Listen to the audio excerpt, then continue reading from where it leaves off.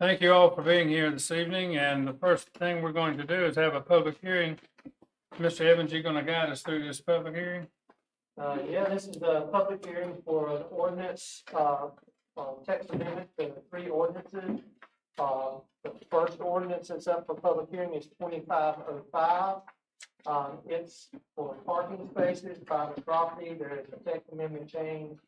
So the idea is to make sure that people don't make the parking spaces they have at their home disappear with minor renovations and changes to the property.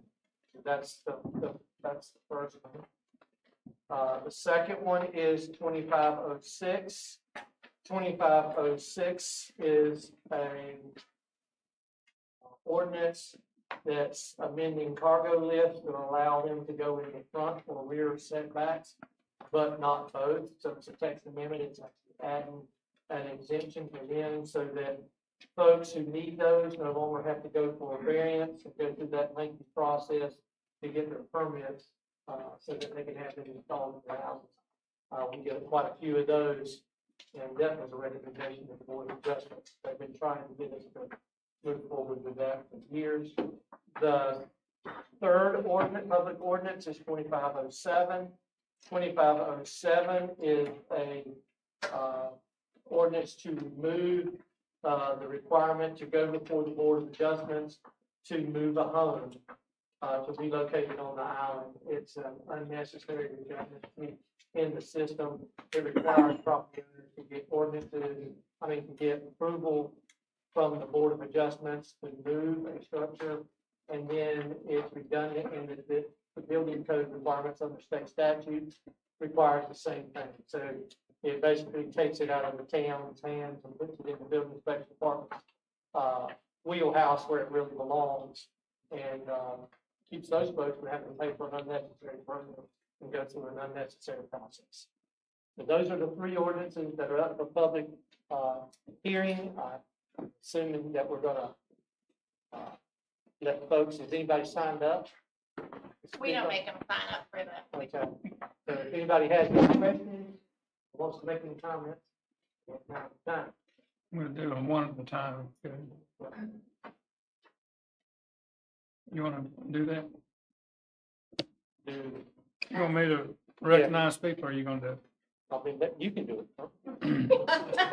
Anyone wish to speak to the first one listed 25-05?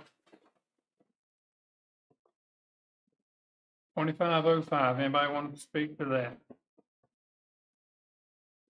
Hearing none, how about 2506? 2506. Lively crowd tonight. 2507, anybody want to speak? 2507, has anybody thought again about speaking on 2505 or 2506 or 2507? If not, Mr. Evans, with your blessings, we'll declare the public hearing closed. Yes, sir. Madam Clerk, is that proper order? Yes, sir. All right. We hereby declare the public hearing part here. And Madam Clerk, keep me in order here, but I believe we can go into the regular meeting now. Is that correct? Yes, sir. All right, those of you that are here maybe for the first time, the table straight to the northwest corner of the room. We have documents back there that will assist and guide you, including the agenda for the meeting and some other paraphernalia that might help you if you want to follow along. I don't see any new faces here. Everybody looks like they've been here before and had a wonderful time and came back. So thank you for being here, and we will now look at the first item on the agenda, the invocation, and let's just take a moment for silent reflection. And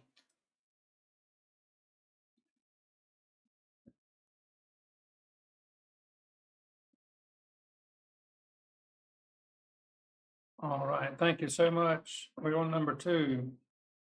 We'll officially call the meeting to order and welcome all of you. And number 3 is we're going to stand and hopefully pledge allegiance to our wonderful flag to my right. I pledge allegiance to the flag of the States of America to the republic for which it stands, one nation, under God, indivisible, with liberty and justice for all. Okay, next item, consideration of approving the agenda, number 4. Is there a motion anybody like to make? Motion to approve the agenda. Is there a second? I'll second. All right, made and seconded. Any discussion? Hearing none, all in favor say aye. Aye. Opposed, say no. It's unanimously approved. Madam Clerk, would you read the conflict of interest? Part 6, Rule 13E of the 2024 Rules of Procedure requires members to disclose any potential conflict of interest. Please state if you have any potential conflict. Mayor Holden, None. Mayor Pro Tem Meyer, No conflicts? Commissioner Smith, No, ma'am. Commissioner Thomas, No. Commissioner Dyer, No. Commissioner Parfit. No. Thank you. Thank you. We'll move along to consideration of the minutes. 6A, B, and C. The chair would like to consider those collectively. Is there a motion to approve as presented? Motion to approve as presented. Is there a second? Second. Any discussion? Hearing none, all in favor say aye. Aye. Opposed, say no.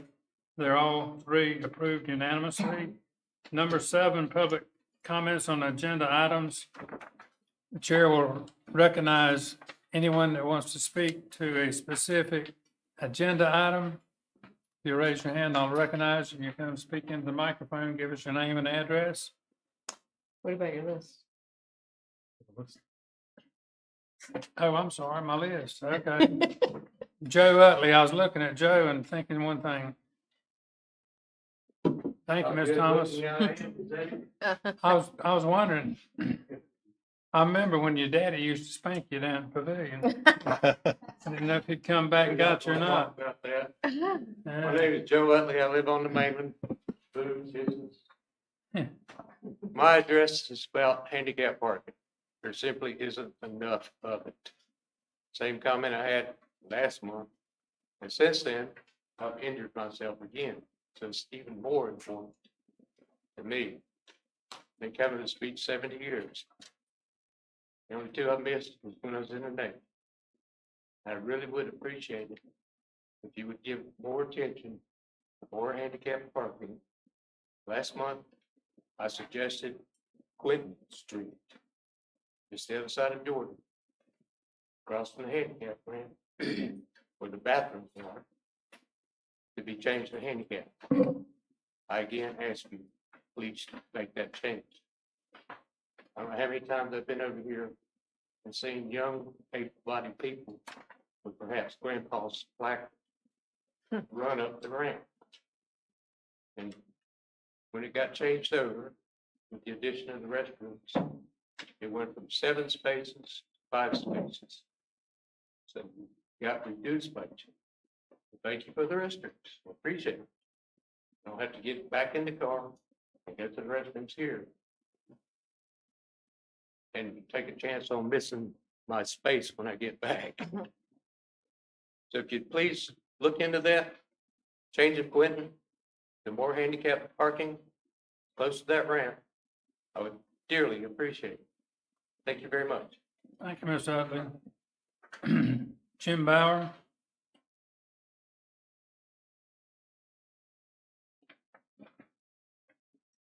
Jim Bauer, 329 Ocean Boulevard West. I have to ask comments on items 15, 17, and 19. Consideration of 15, consideration of possible action on Block Q professional services interim town manager Ferguson. I'd like to ask the board once again, we've seen the changes that have gone on here and that we have an idea and we start to cement it into something and then somebody comes up with a better idea.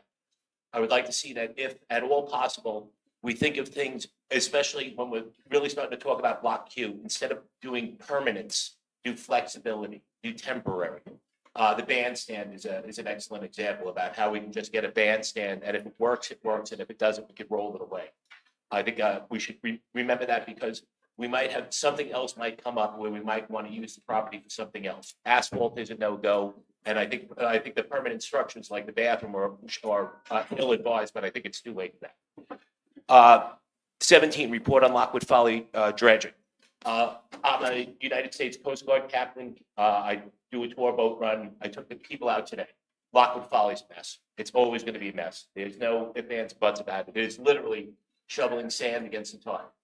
I understand why people want Lockwood Folly inlet open. I do. I like it too. But for us or just Oak Island to bear the cost, I think is something wrong. I think the town should reach out to the local residences. Let's say Seascape. Let's say Lockwood Folly. Let's say the watermen, the shrimpers, of course, are the best helped by it if there is a navigable channel, because they're burning diesel at a couple of gallons every hour. And if they don't have to go all the way around, maybe they could share the cost and take the cost off of the taxpayer. The last is the section 19, which is the parking. Mr. Rutley, I don't know you, sir, but I agree with you. I think there should be more public parking. And once again, I say, why don't we have, if people live on, like, let's say a corner lot, why don't we have public parking on private property? Where there's the same QR code, and I've said this before at many meetings, where there's the same QR code, they dedicate public parking, and then what they do is they split the cost of the fee for the parking with the town. That's a win-win-win. It'll especially help on the west side, because what we have on the west side is, of course, a paucity of parking, if you'll forgive the alliteration. I think that's a great idea. There are a lot of places where even if it was just a vacant lot, we could put up public parking on the private spaces. The owner of that property could get income, and we could also help alleviate so that the people aren't, so that the whole west end of the beach isn't underutilized. I thank you very much for your time. Thanks. Thank you, Mr. Power. Becky Green.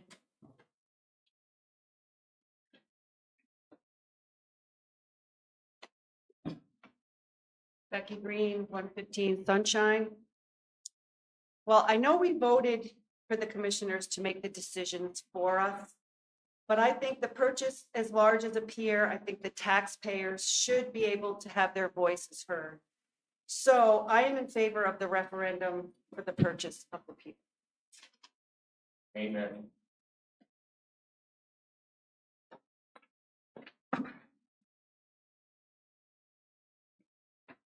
Is this Parker? Will Carter.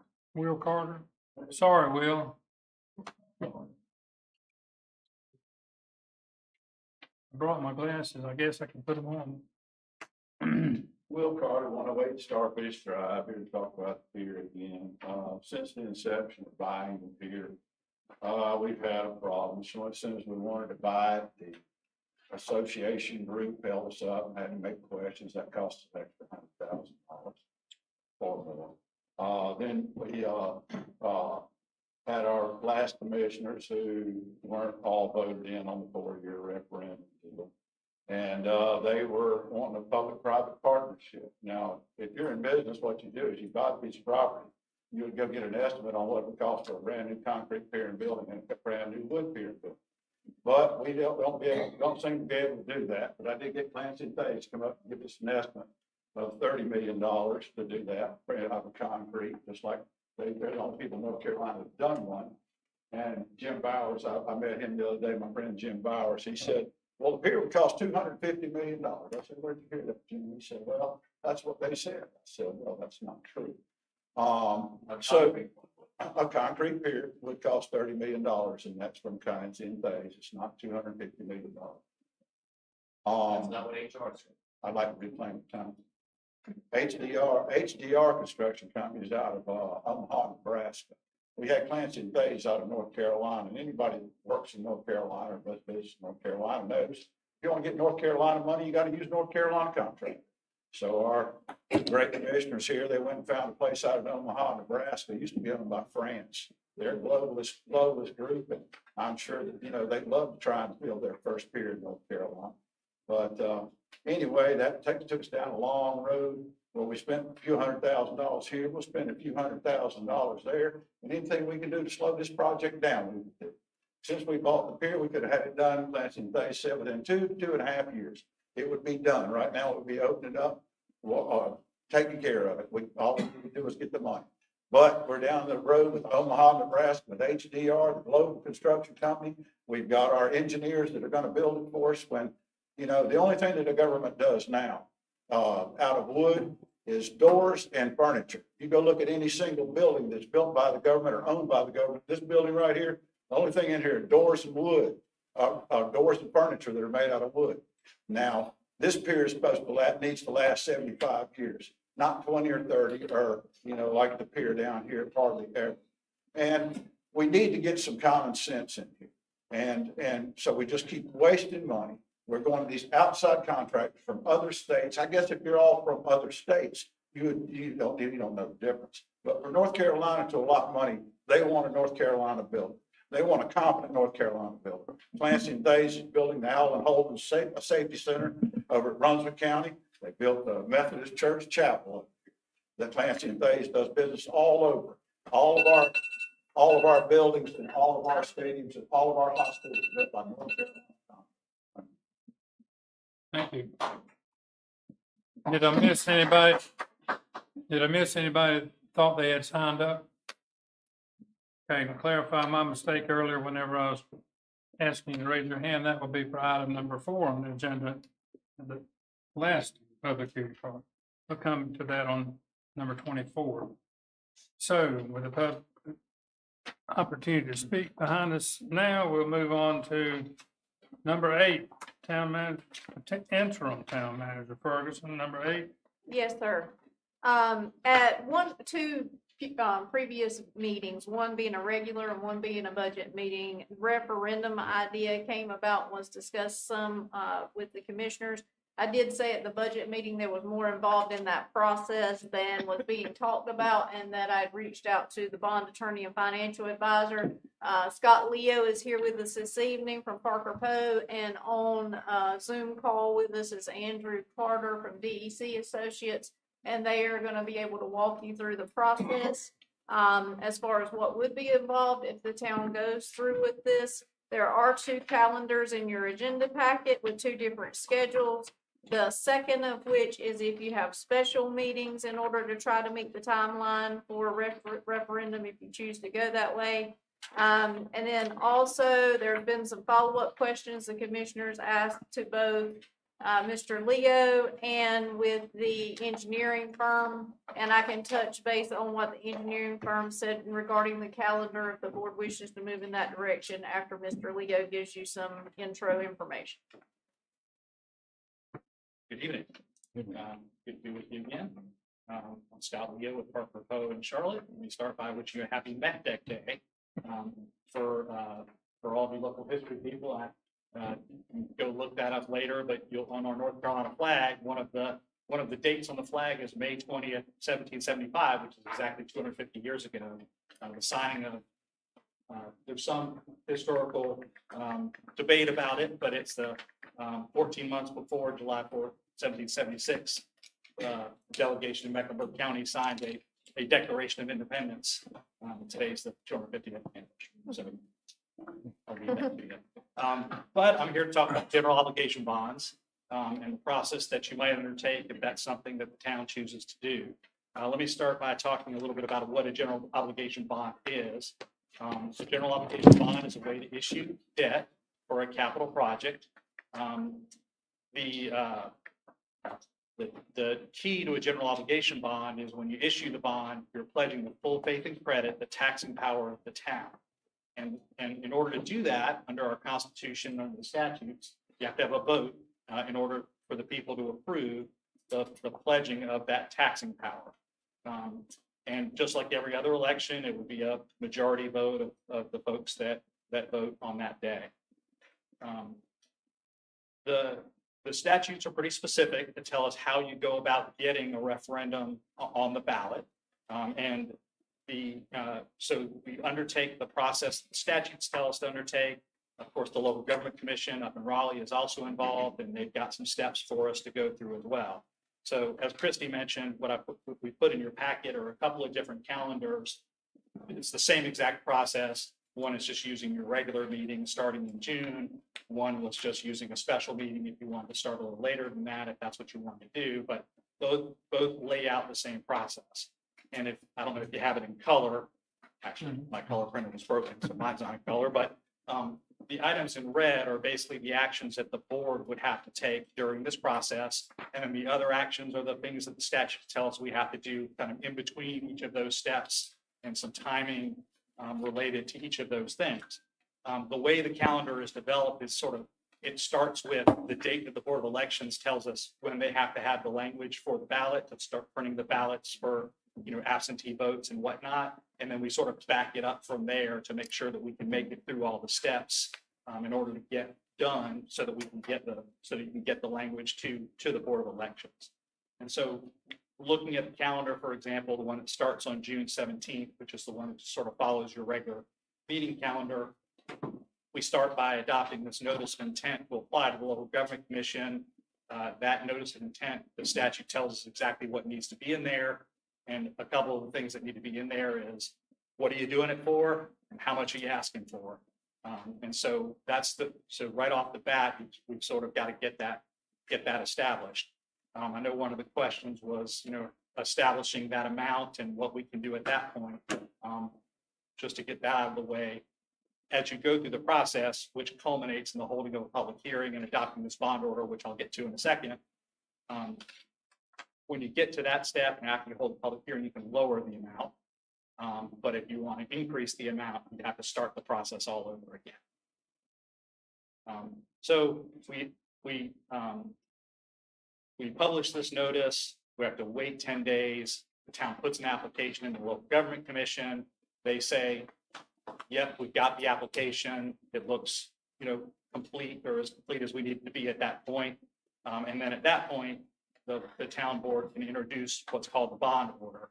And I put also in your packet just this piece of paper that literally copies the statute about what the bond order is, and also it's got on there what the ballot language should look like. And we can get to that in a minute too.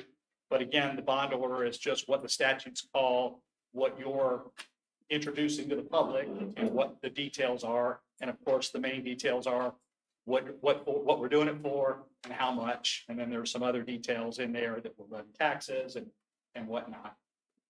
And so we introduce the bond order, we call a public hearing on that bond order. In between, the next steps are publishing some of these notices. We publish the notice of public hearing, and we have to put what's called a sworn statement of debt and a statement of disclosure on record.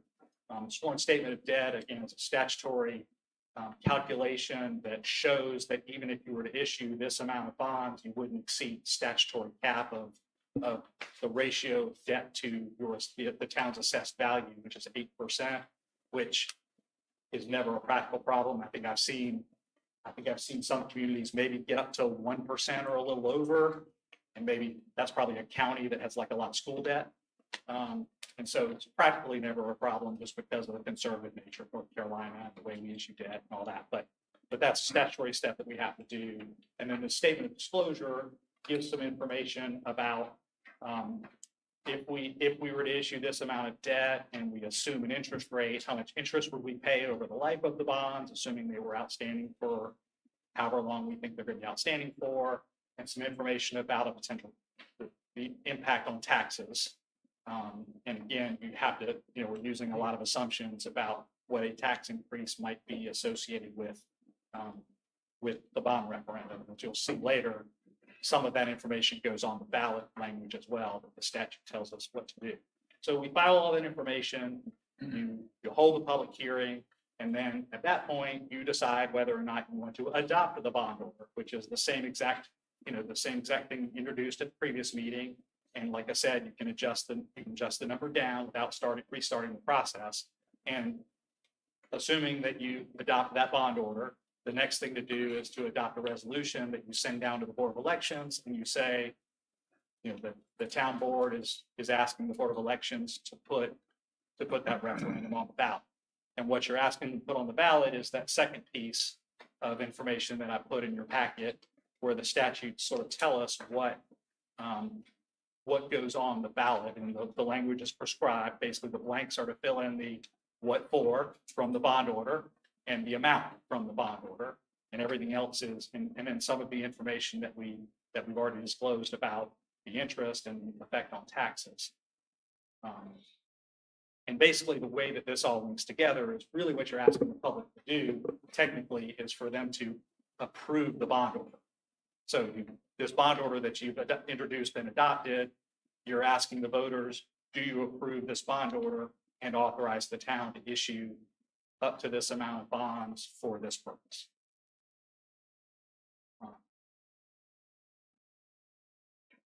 So that is the process that we undertake. And then, so for you all, of course, the decisions are, you want to do it? When do you want to do it? What are you asking the voters to do? And,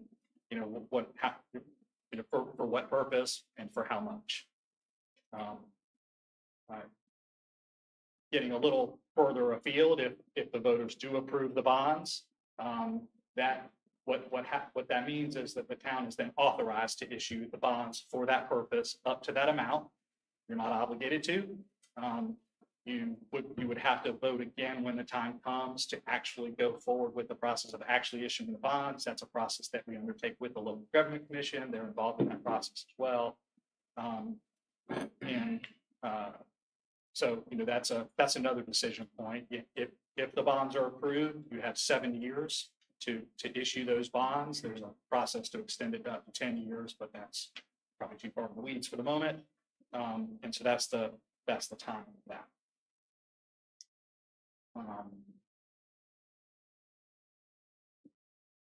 Just scanning down some of these other questions. I think there was a question about other funding sources. So for these bonds, you would be pledging the taxing power of the town. That is, you promise the bondholders that you will tax yourselves to the extent that you need to pay back the bonds, but you can pay them back from any source. If there's other funds available, you can mix and match how you actually pay them. And of course, if you have other funding sources for this project that come along, again, you don't have to issue all the bonds, and you can fill in the gaps with other funding sources.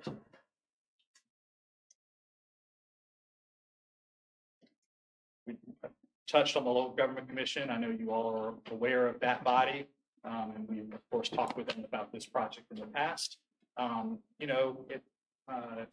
They'll have questions. They'll want to make sure that you've done your diligence, and but of course, a general obligation bond's a little bit different. If you're taking the question to the voters, then they'll defer much more to the voters, and if they approve it, then that goes a long way in their eyes as well.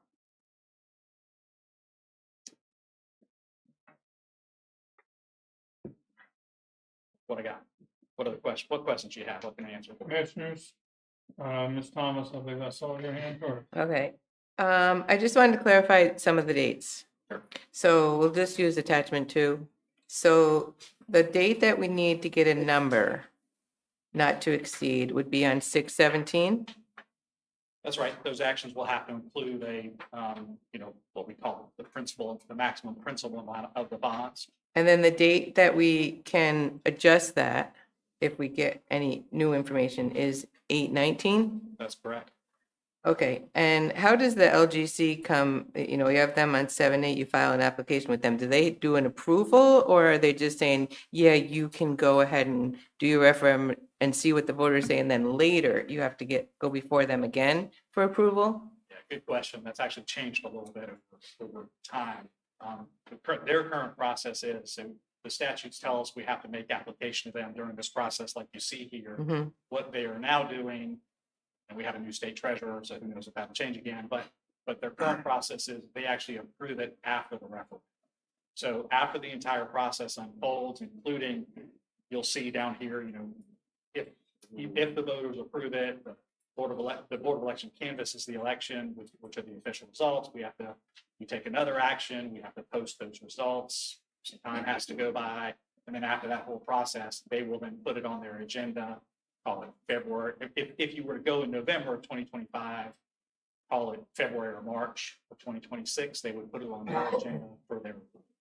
Okay, great. So I'm thinking of this as like a pre-approval for a mortgage, right? And then we don't have to use the money if we don't want to. There's no obligation to cash in any of these bonds at any, we can, like you said, we can do partial if we get other funding. If it ends up being less, we don't have to do the full amount. All that's correct, right? Correct. Okay, perfect. Thank you. Barclays. Thanks for coming tonight, Scott. I appreciate it. This kind of came up on me rather quickly. It's been a lot to digest. I have several questions. You have answered several of them. If we go through the whole process and we get bond authority, I'll call it, LGC says you're good to go. And let's say another need comes up, like we have to do a major beach renourishment. Can you cancel this bond authority if you haven't issued the bonds? Or have it canceled in case you need that little piece of borrowing power to go do a $40 million beach repair? Never seen it done. I think there actually is a process in statute where you could revoke the bond order. But if you don't use it, it will expire on its own. Okay, so if you had to go get that $40 million thing and you haven't issued it, it doesn't count No. against you. Okay, I mean, that might be a question for Andrew from a credit perspective, but, I mean, legally, from a legal perspective, it would just sit there and if you didn't use it, it would eventually expire after 7 years. so basically, if we get this approved, it becomes a financial tool we could deploy. We don't have to. In other words, we can still go seek grants or other ways to fund this project. For instance, let's say we got a grant for, I don't know, 30% of it. At that point, we could choose to issue bonds, correct? If that's what we needed. Within the 7 years, yeah, yes. Yeah. Yes. Okay, is there any relationship to, we got to put things out for bids, and bids can be really crazy. And so, at what point relative to bidding a project do we issue the bonds? Do we have to do that before the project goes out for bid, or can we do it afterwards? You would typically do it afterwards because you would want to know that you're issuing the right amount of bonds. You don't want to, I mean, typically when we're relatively conservative here in North Carolina. The process that we would typically undertake is you want to sort of hit that sweet spot where you've got the bids, but the bids haven't expired.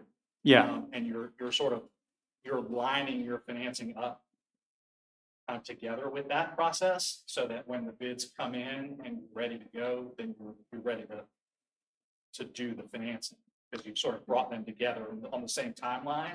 And again, the point would be, and this is a general, any capital project, you want to make sure that you're borrowing enough to get the project done, but not too much. right. Okay, great. I appreciate that. I can answer this, but I think I can. What we're talking about tonight is starting to bring you guys on board to proceed towards doing a referendum in the November election. And we got a lot of work to do before that decision is made, hearings and all that kind of stuff like you described. We may get to a point where we want to snatch that away from the election. And I understand from the Board of Elections, the last day we can give them information is the 5th of September. So that's, what we call that our drop dead date. We have to, if we're not going to do it, we can pull it then.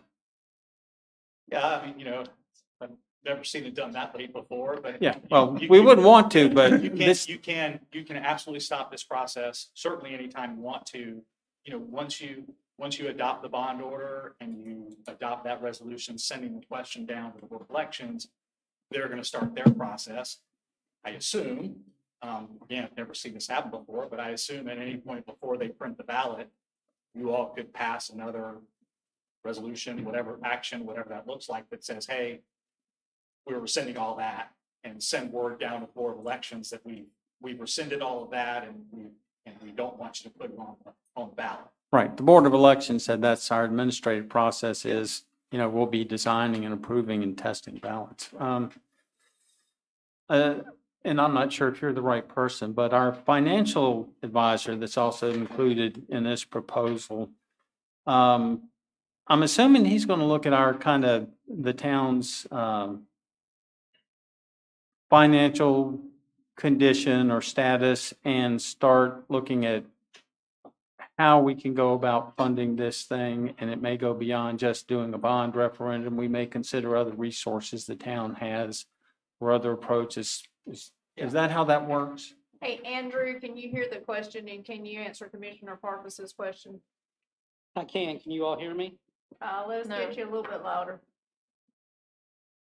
Can you hear me now? Yes, we turned it All right, down perfect. earlier. We had an echo. So yes, as part of the process, we look at how you might possibly fund the bonds if they were issued. And part of that looks at, is there any room in the current budget to absorb any additional new debt service payments? And or as part of this process, if the bonds might require a tax increase or some sort of revenue increase, we would have to calculate what that amount would be and put that on the ballot as well. So it's part of the ballot process that if the town has to raise funds in order to issue the bonds, we would have to disclose that as, I believe it's as for each $100,000 value of home that would exist in the town. And so we would be looking at, are there any current resources in order to pay for some of these bonds, or would it require new resources to do so? But that would be part of this process as well. Great, thank you. Sort of, that's part, as you'll see, that's part of the legal process, right? Some of these disclosures that we have to make, and then Andrew can also work with you just generally on, financial planning matters, because of course, beyond the legal process, there's just the sort of information that people are going to want to know about. What this Right. costs And how Scott, to I'm afford sorry to interrupt. One additional thing we'll have to look at is, of course, the useful life of the project that we're constructing, and have to match up the borrowing to the useful life. So that would have an impact on possibly what debt service payments might be from year to year. If it's a 20-year project or if it's a 10-year project, we'd have to match all that up to cost and look at that as well. Thank you, that's all I have. Tom? Yeah, I just wanted to dig a little bit deeper on the amount, how much we're going to borrow. We have engaged an engineering firm to give us an estimate, but it's a class 3, I think, which means it's got a margin of error. So I assume we would make sure we had enough money in the bond, and then if the estimate came back lower, we would, I'm just trying to figure out, because we could spend more money and refine it to get more and more accurate, but then we're just throwing more money at it to get accurate versus add in the buffer. Yeah, I mean, that's really a strategic question for you all to answer about sort of how you undertake the process and ultimately what number you want to start the process with and how you go from there. Yeah. Okay. It's on our plate. I know that's sort of a non-answer, but it's. Yeah. Yeah. Ferguson? I think to help you a little bit with that, as far as your engineering firm and getting to the calendar, one thing you should know is the engineering firm did say that that class 3 30% level estimate that they can provide by 6/17 is going to be general cost estimate, and then the board would have to add their contingency level for a not to exceed number. So you guys would have to add your own contingency to whatever number they provide for 6/17, and I just want you aware of that before you vote. Okay, so they're going to give us a number. We're going to decide how much contingency we want to add, and then we'll go for that amount of the bond. That's your not to exceed amount, but you Not can, to when you pick that amount, you can always bring it down, but if you Well, go back up, you got to start the process over. Right.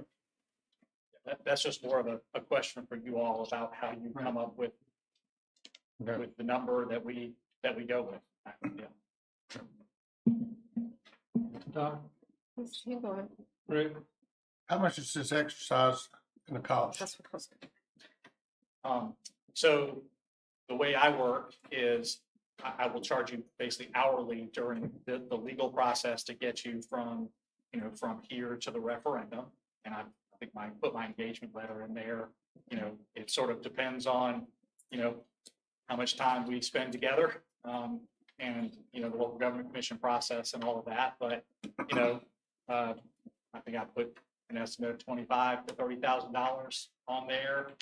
Could certainly be less than that, but that's my estimate to get you to the ballot. And then if if you get to if it's approved, then it's another process when you go to issue the bonds. There'll be bond counsel fees, financial advisor fees, and then the cost sort of depends from there as to how you issue the bonds. Depends about whether we do it directly with the bank, whether we go to public markets, and what's all involved with that. But At what point would the local government commission, you know, at what point would they say, no, you can't do this? I mean, so one of the parts of the process is if you all make the decision to move forward, one of the things that staff will have to do is contact them and have what they call a pre-application conference. And that's the first chance for them to go to the staff there and say, here's what the board, here's what the board is interested in doing. And that'll open up the discussions to see sort of what they're thinking about it. But, like I said earlier, for a general obligation bond referendum that you're putting to the vote of people, they're fairly deferential about that because they're going to defer to your voters. And so I think as long as you have your numbers straight, and of course Andrew will help with all of that and help with putting the application together, and you show them that you've got a plan and how would you, they're going to be interested in how you pay back the bonds, what's that plan, and sort of once you get through that, I think they're largely going to defer to their voters. You agree with that, Andrew? Sorry, I was on He's mute. coming Yes, off I mute. agree with that, definitely. How good is the local government commission's memory? Well, When we purchased what I'm getting is, Yeah. when we purchased the Pier property, they made the statement, I was there, and they said, don't come back to us wanting to borrow money to build a pier. At that time, we said, well, we're gonna we paid parking on the island, and that's how we planned to finance it.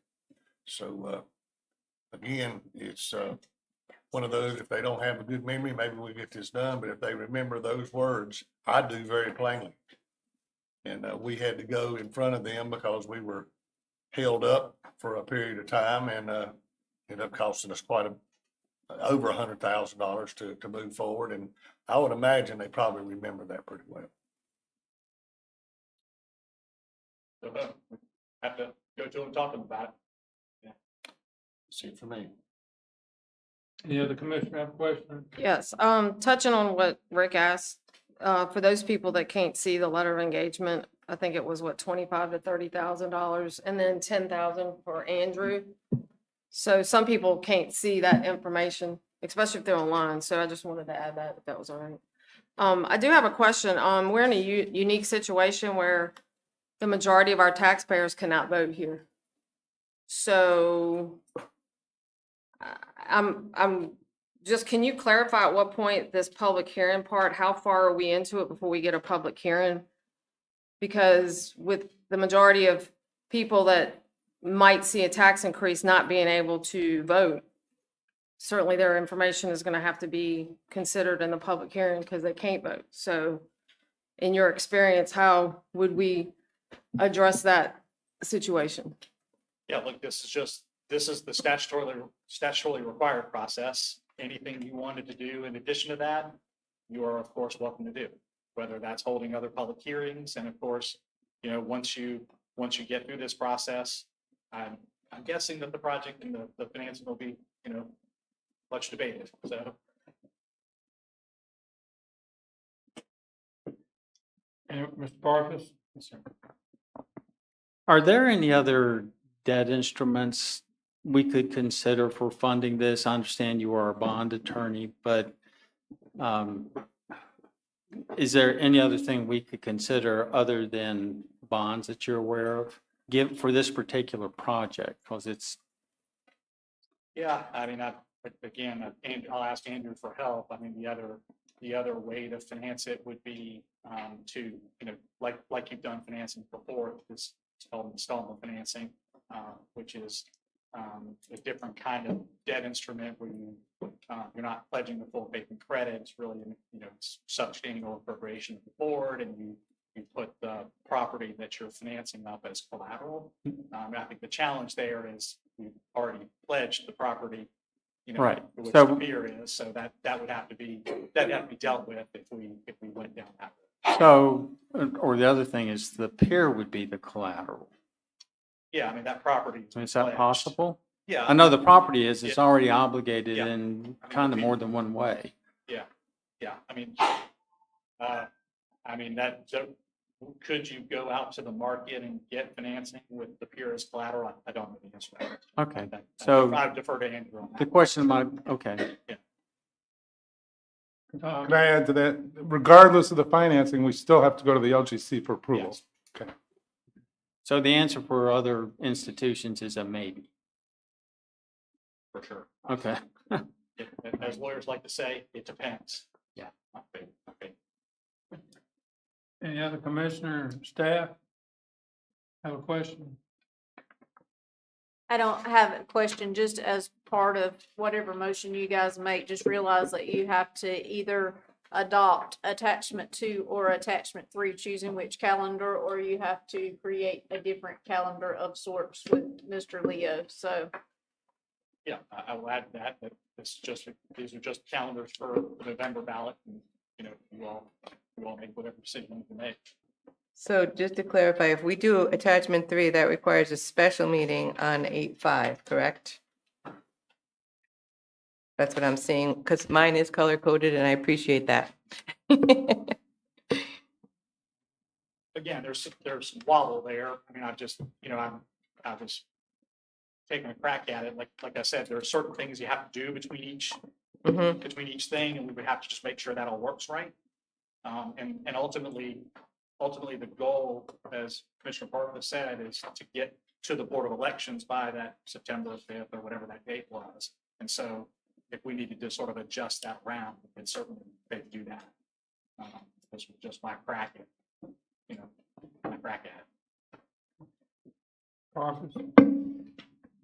I've got some takeaways on this. I just want to review and tell me if I've got it right or wrong, please. First of all, any bonds must be voter approved. The town is not obligated to issue the bonds if approved. And the bond approval will expire 7 years after approval. All right, the number we're talking about for any bond referendum is an up to number. So, okay.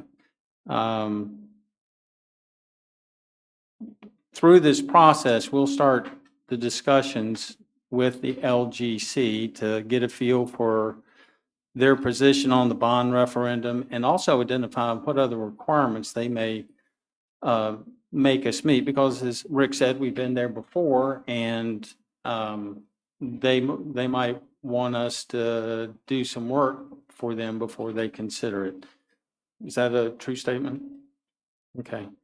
Our financial advisor in this deal can begin work on how we can pay for this, taking into our current financial capability into account, which may actually lower what we would want to ask for a bond. I'm gonna let you chime in, Andrew. Don't make Scott answer that for you. Yeah. He's got to get himself I'll off commit mute for here. Andrew to do that work. Yeah. It's showing, Andrew, you're on mute. I don't know if. I am. I'm sorry. I missed that. Can you repeat your question? Well, I hope so. The financial advisor can begin work on how we can pay for the project, taking into consideration our financial situation, and which could ultimately result in a lower bond amount for the referendum. Yes, I mean, as we work through this process, I think we do a not to exceed, and then we can always do less than the amount as we get the bids and decide on the project y'all want to build.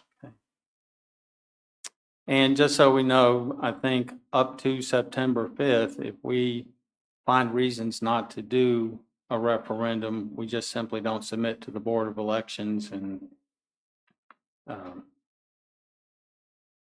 that's the way that goes. And there's really no need to discuss canceling the bond authority if we never use it. Okay, thanks. Ms. Thomas?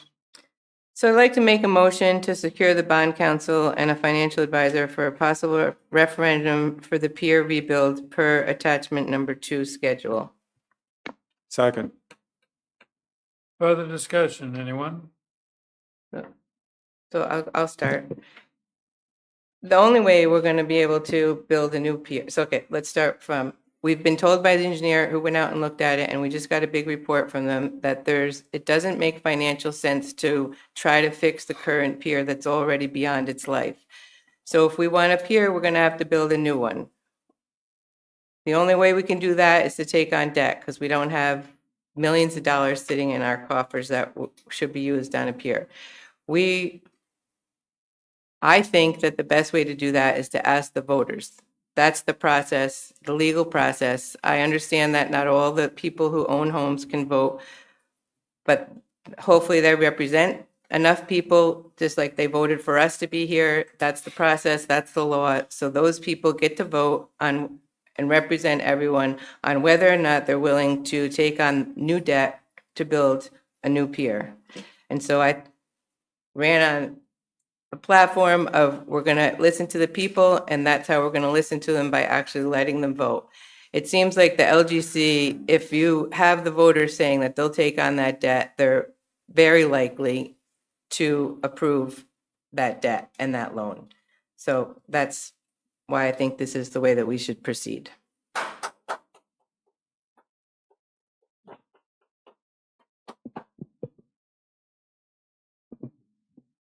No, I agree. I think this is a no regrets action, because if we move forward with Pier, we're going to have to do this. And if we start it now, that's better. It gives us more time to prepare, more time to analyze. And as we've said, we're going to have to borrow money. We're going to have to take on debt. We're going to have to go to the LGC. These are the laws. This is the way we go through it. And I think if we start now, we can have some time to address any complications or issues or whatever comes up. But we need to move forward. We're all anxious. I don't see a reason to delay. Anyone else? Yes, sir. Mr. Parsons? I think paying for the pier is going to be challenging. I mean, we're probably going to have to borrow some money, and I think the bond route may be the most likely successful route. As Scott said, maybe we can go out and look for a private institution, but then we may have collateral issues. And what I want to emphasize here is, as we go down this road, we are trying to give ourselves another tool to pay for construction of a pier. It doesn't mean, once we have a bond authority, we definitely spend it. This is complicated, and I think we need some expert help on this. And it's my understanding that these guys were very instrumental sometime back when the Central Reach project was done. And that was a huge bond issue thing, and it sailed through without a hiccup. So I think we need to start with the experts. And I assume if we get to a point where, okay, we've decided we're not doing this, and we can terminate services and settle up. So if we don't attempt to get this done in November, and we wait for better engineering data and stuff like that, per my discussion with the Board of Elections, we're going to be looking at next November. We would still need to do this kind of work if it waited till next November, but it'd be really great if we could get it in front of the voters. But we have a lot of work to do with the engineers and with ourselves to figure out if we're even going to go that far with it. But I think we need the help to make some good decisions. Anyone else? Rick? My only objection to this is, again, when we go to ask for a bond and, you know, the thoughts of having my taxes too go up because of this project. I still go back to the original premise when we talked to the LGC 4 years ago, that we were going to use the proceeds from the paid parking to make this happen. So, you go and put this in front of the voters and say, well, we're going to have a bond and it's going to cost us this much and your taxes could go up this much. I think it's according to the approach we take as to how it will be accepted by the voters, instead of it all being a burden on the tax, where we could actually, our taxes, property taxes, we could maybe make sure they understand that it could be deferred with what we're getting in paid parking, as well as occupancy tax, because that's the people that are going to use this property and this asset. So again, it's, when we started out on this, there was a lot of opposition because it's, I learned in my career, it's according to how you ask the question. If you ask the question, do you want a bond referendum to pay for the pier using our tax money? Heck, I wouldn't want to do that either. But if you ask for a bond referendum to help supplement what we already are making in the occupancy taxes and the paid parking, it doesn't seem to be putting quite as much burden on all of the taxpayers. And as Doc Dyer alluded to earlier this evening, we're looking at the best a third, which that's stretching it, of the people that are registered to vote here versus the 2/3 or better of the people that pay the majority of the property taxes. So it's kind of it's going to be hard. Again, we've spent a lot of money. We had a plan. We threw it away. We got another plan. We're spending money. Now we're going to spend another, $100,000 on this process. It's, again, I think, I'm just not real sure if I want to move forward on this in this particular way or not. But I've always been a proponent of the pier.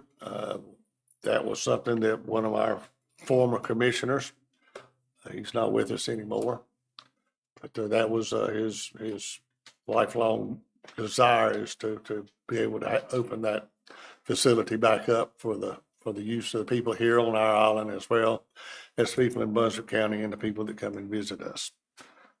That's it. Thank you, Mr. Mayor. Doc, you got anything? Yes, one of the things, we haven't had a public hearing about this property, I think, in almost 3 years. And when we had a public hearing in this room, the engineer at the time, I think, was focused on the repair of the pier. And we do have to keep in mind, as I mentioned earlier, that the voting is not going to be, to me, the majority of the taxpayers. It's not going to include the people that we get the accommodations tax from every year. People that will use the pier as part of that accommodations tax. So I really have a hard time not knowing what the other taxpayers that can't vote, how they feel. It's been almost 3 years, and I think a public hearing, if we can proceed and take into consideration what the public says, but I think once you start down this road, it's going to be tunnel vision to represent a small percentage of the people that we're going to have to take on this debt. And it's moving pretty quickly. I know we have a time frame, but I'm just a little bit uncomfortable with it at this point. Anyone else? You ready to vote? Yes, sir. All in favor of the motion? First of all, does everybody understand the motion? Madam Clerk, will you read the motion to make sure we're kind of a big deal? To secure bond counsel and financial advisor for possible referendum for pier rebuild for attachment to schedule. Yes, Doc? I did have one more point I forgot to mention. Can I add that in? This also doesn't take into consideration the pier building. So we still don't have a plan in place for replacing that building either, so, you know, that's not gonna be included in that price. So that's just what I wanted to add. I'm still concerned about no plan for that being replaced. Anybody else have anything to say? I'm gonna call the question. All in favor of the motion, say aye. Aye. Opposed, say no. No, 3-2, Madam Clerk. Thank you. Have a safe trip back. Thank you, Andrew. Thanks, sir. Okay, let's turn the page, and we're gonna be on number 9. Ms. Ferguson. This is actually Ms. Fennel. We have asked Renee Darlock is on via conference call to provide an update to the board on the status of the town manager recruitment process, and will answer questions that you guys have on the process moving forward. So we're ready to hear from you. Thank you. Good evening, Mayor and Commissioners. good evening. Good evening. Renee Norlock here, if everybody can hear me okay.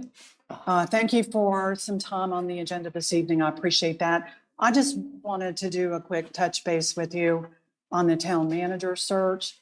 Recently, I had sent you a message that kind of gave you an update on where we are, and then indicated that I would be asking for time in the meeting tonight. The purpose of that is to sort of prep everybody and have everybody start looking at their calendars. We have a couple of important dates that we need to nail down in this process in the coming weeks. And I just wanted to start that dialogue. The message that I sent you recently, I shared in there that we had received a number of applications and that we were starting our review process. In addition to that, I mentioned that there were a couple of meetings. The one is to recommend candidates to you. So we're in our process now of reviewing applications, talking to candidates, beginning to formulate our recommendations. And the next meeting with the board, with the BOC, will be to share with you what we've learned, to offer you our recommendations, and work with you to come to a consensus of which of the candidates you would like to see brought forward to what the next meeting would be, which is an interview process. In the email I sent you last week, I did propose a couple of dates in there. What I did is I tried to look at your current schedule and sort of piggyback on some meetings that you already have. The thought process there was that the majority of you would already be there or be part of a meeting and not away or you would have planned for that time period, and maybe we could piggyback on it. And then also, just to underscore how important it is that we have all board members available, we did look at those dates, and I found a couple of dates that you had in upcoming meetings. June 3rd is one of the meeting dates. You have a work session that day, as I understand it. So in my email, I proposed that we would piggyback on that meeting and hold an executive session where at that time I would be ready to make recommendations to the board. We would talk about specifics about candidates, about the applicant pool, about who applied, what I learned, what my recommendations are, why my recommendations are, and then I would work with you as a board to gain a consensus again on who you would like to bring forward for interviews. And we propose that that could happen if you're available, if all of you are available, on June 3rd, after your work session. I think I originally asked for an hour. I think maybe an hour 15 to an hour 30 is probably more in line, because as I think about it, there's probably other things that we need to discuss at that meeting in preparation for the next meeting. So first date I put forward was June 3rd for candidate recommendations. The next date I put forward was June 16th. We always like to give candidates about a week to 10 days, sometimes 2 weeks, and we're closer to that in this case, where they can clear their schedules and be available and plan for an on-site interview. And we were hoping to do that June 16th. That's the day before your June meeting, your June regular board meeting on the 17th. And again, thinking that we could kind of piggyback to get ahead of you, but piggyback on that date, and everybody would be hopefully available on the 16th. That is going to be for actual candidate interviews. And while we don't know how many candidates that we will recommend or be interviewing, we'll learn that as we go. But I'm estimating 3 to 5 candidates at the most. And with 3 to 5 candidates, it probably would take most of the day on June 16th. That's where we would go through and interview these candidates and then have a debriefing session at the end and gain consensus amongst the board of which candidates are ranked where and which ones you want to move forward or maybe select. I will tell you, any discussions about selections that day, we're not at the goal line that day. What we is after talking with candidates, there's probably going to be at least 1 and probably 2 that you really do like and want to move forward. But any discussion with any candidate would be contingent on many things. It is a time where we might start moving a candidate forward and having conversations with them about an offer, about what terms might look like, and move that forward. But we still have some things to work out before we actually have a decisive motion on who the next town manager is from the interview process. So with that, I'm really just asking today to see if we can, at this meeting, get an okay from everyone on the board of those dates, and for the purposes that I've expressed and that we intend to accomplish on those dates. I think that's good timing. We can do it. We will be prepared to do that. You will have information in advance of those meetings. And certainly, as all along, if you have any questions along the way, I encourage you to call me directly so that I can make sure you understand what we're doing. What I will also tell you is that prior to those dates, I will be sending another email similar to the one last week to spell out again, or to remind what we plan to accomplish on the upcoming date, and sort of put some seeds out there of thoughts of things to be thinking about, much like I did with this last message, to think about these dates. So I will send email communications in advance, as well as provide the materials in advance for each of these meetings.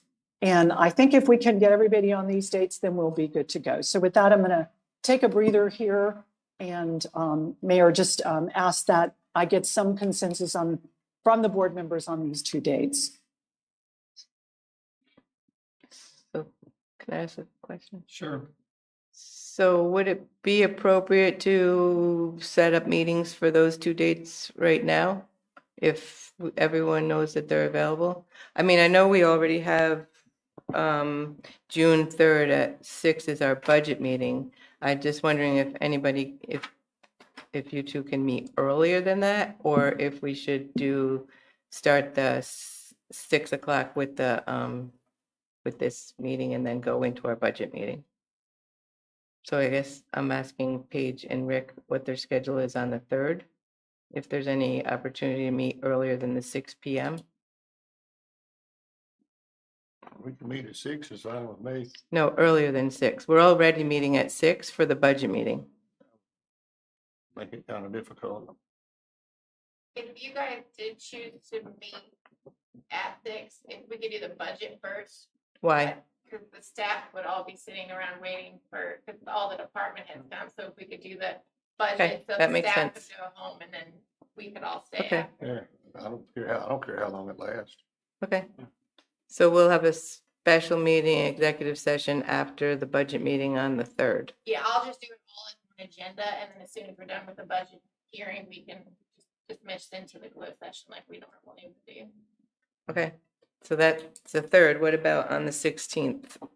Is everyone available on the 16th per Renee's requests in the email? Can we set up that meeting and reserve that day and time? I think she's asking for the whole day on that one. So that would be a whole day of 8 to 5. I'm available. I'm available. That's the day after Father's Day.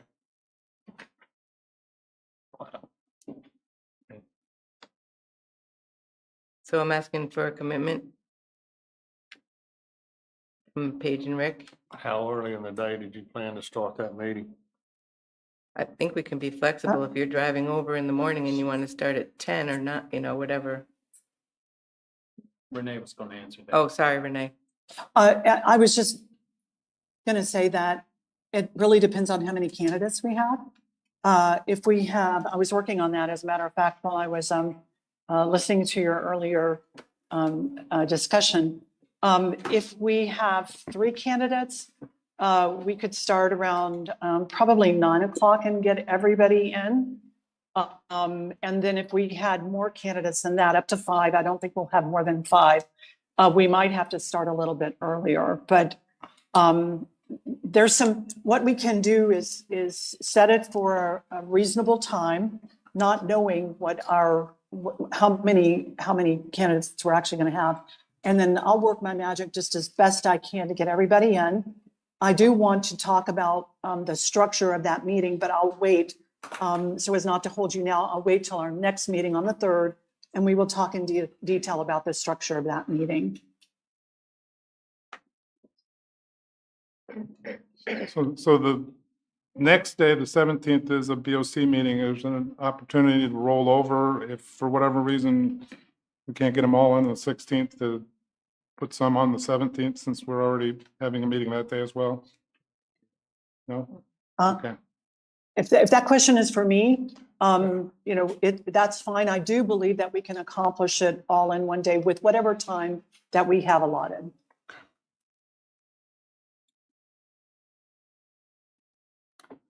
I don't know if it makes any difference. On Tuesday, the 17th, I have a meeting, 12 o'clock. So you would prefer the 16th? Well, I am available all the 16th. And until 11:30 on the 17th. Or you let me go to my 12 o'clock meeting at the college at 12 and give me an hour and 15 minutes or so to do that. That's a lunch meeting. Then I can come back. Oh, you can't do that on the 17th because we have our board meeting at 5. Right? Only thing I'm saying is if you give me 1.5 hours. I can't starting do at the 12 17th. o'clock, you can have me all day until 5 o'clock when the next town meeting starts. I scheduled, when I got the email from Ms. Norlock, I opened up the 16th. Great. And so I cannot do the 17th. So I would say if we could start at 9:30 on Monday, the 16th, I don't see why we can't get that done. Okay. 9:30 or 10, I'd rather it be 10 o'clock, but if 9:30 is a consensus, I'll have to make amends. It's Father's Day. I don't get the vote anyway, so I don't really care. You guys are all good for the 16th. We could just see how many interviews we have, and then I can let you know what we work out is the best time. And just do it as late as possible. That with sounds the good. amount of people. Okay. That sounds like a good okay plan. to me. But just keep it clear on the 16th then. Sounds good. All right, so what time mark off on the 16th? The whole day. I would start at 9, but I will try to do it later if possible. All day. Okay.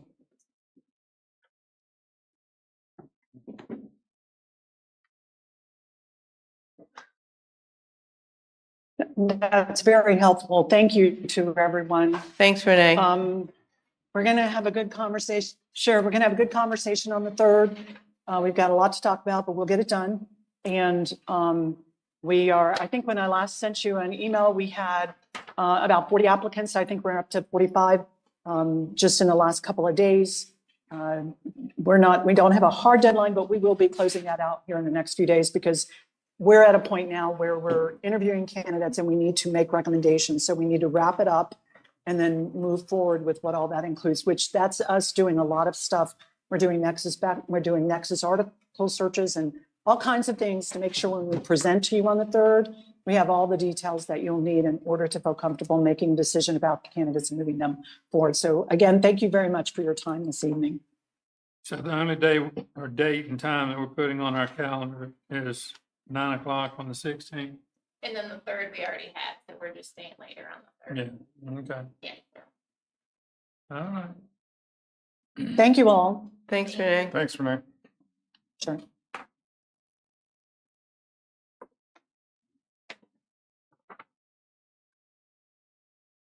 and the 3rd, that we're starting at 6. That's the budget meeting. The budget meeting, and then we'll go into closed session after Okay, the all budget. right. Till midnight, all right. Got it. Waiting early? Okay. Are we through with that subject? Mhm. Thank you. Police report?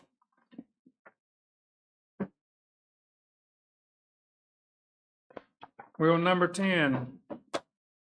Good evening. Evening.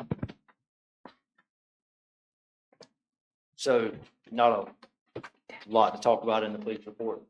April, and this one, it's, after Easter, before the festival, we kind of saw that little dip and picking back up again as we're heading into Memorial Day this weekend. So, a couple of things I can update you on. If you got questions on this, we'll talk about them, but just kind of internally. Let's see here, got a couple of notes, but of the 3 officers that we talked about that were out on medical leave, we actually have 1 back full-time working, so headed in the right direction. I believe last month I may have actually mentioned about the applicant that we were trying to work on sending off to the state. We've got everything submitted to the state, waiting on that certification to come back. So hopefully very soon that we'll have another working officer on the road. So headed in the right direction there. And then a couple of things for the community is starting today, running through September 10th, is no pets on the Strand from 9 a.m. to 5 p.m. That did start today, so keep that in mind. If you're walking your dog or cat or anything else, it has to be on a leash all the time, and it cannot be on the Strand from 9 a.m. to 5 p.m. And other than that, Governor's Highway Safety is running the Click It or Ticket campaign. It always happens right here at Memorial Day. And if you got held up in traffic just a few days ago on the bridge, we had a wreck up there. So we apologize for the delay in traffic flow, but it's just a reminder to all of us of why seatbelts are so important. So make sure you wear your seatbelt. And that's what I've got for you this month. Any questions, Tom? Just one, the armed with gun, knife, or other weapon, was that on the island?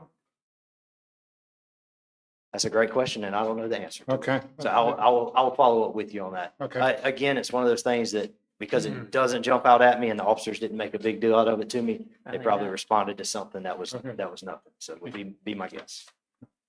Along that same order, I just noticed we had the armed with a gun, knife thing. There were fights, domestic disturbances, disorderly contact, or disorderly behavior, whatever. I don't know where contact came from. Anyway, is that like an uptick in kind of violent crimes, or is this just an anomaly, or have I just not been paying attention? As we're getting closer to the summer, that's all it Okay. is. We're more vacationers here and more alcohol. That's correct. So Temperatures and tempers going up. correct. It's Okay. just the environment changes as we approach the summer, and as we go through the summer, that environment will continue to change until we get back to February next year, my favorite time of the year. That's all I have. Thank you. Absolutely. Anybody else? Commissioners have questions? No, sir. Thank you very much for you and your staff, sir. Absolutely. Thank you. Good job, Jeremy. Number 11, Mr. Evans, inspections.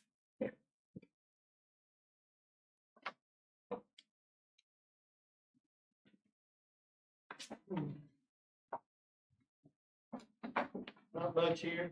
When we talk about money and taxes, there's a number on that page, $5 million increase in ad valorem taxes. That's the monetary value of those permits and the construction that was done. I don't ever really hardly ever break that up, but it just kind of jumped on the page every month.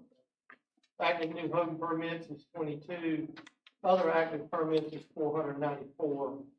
They're sitting over there and they could create work any day. Permits issued over 30,000 was 75. And those are usually up to 100,000. And then permits issued over 100,000 equals 5. And that amount is included both of them in the active total. Permits for substantial improvement is 1. Basically, you go and rebuild the house. That's what that means. Permits issued waiting pickup equals 41. Total permits is 557. Right now, we have permits in review is 5. The cameras that are issued are 6, the zoning issued are 10. There's some exemptions now in the camera that's going to remove some of those camera issues. So getting a little more friendly about what they're requiring to do.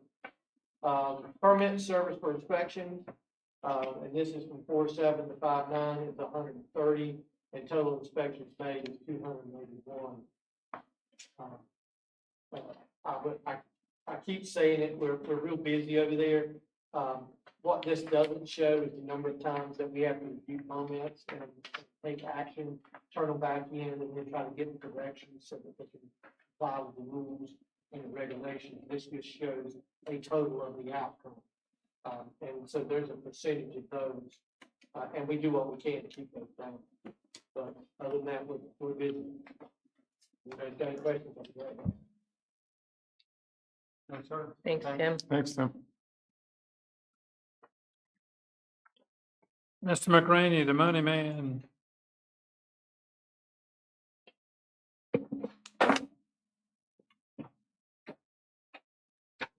Finance report, looking at the general fund, revenues are looking good, but keep in mind, if you do look at the totals on the website, it looks like we're upside down, but that's because of the fund balance transfer.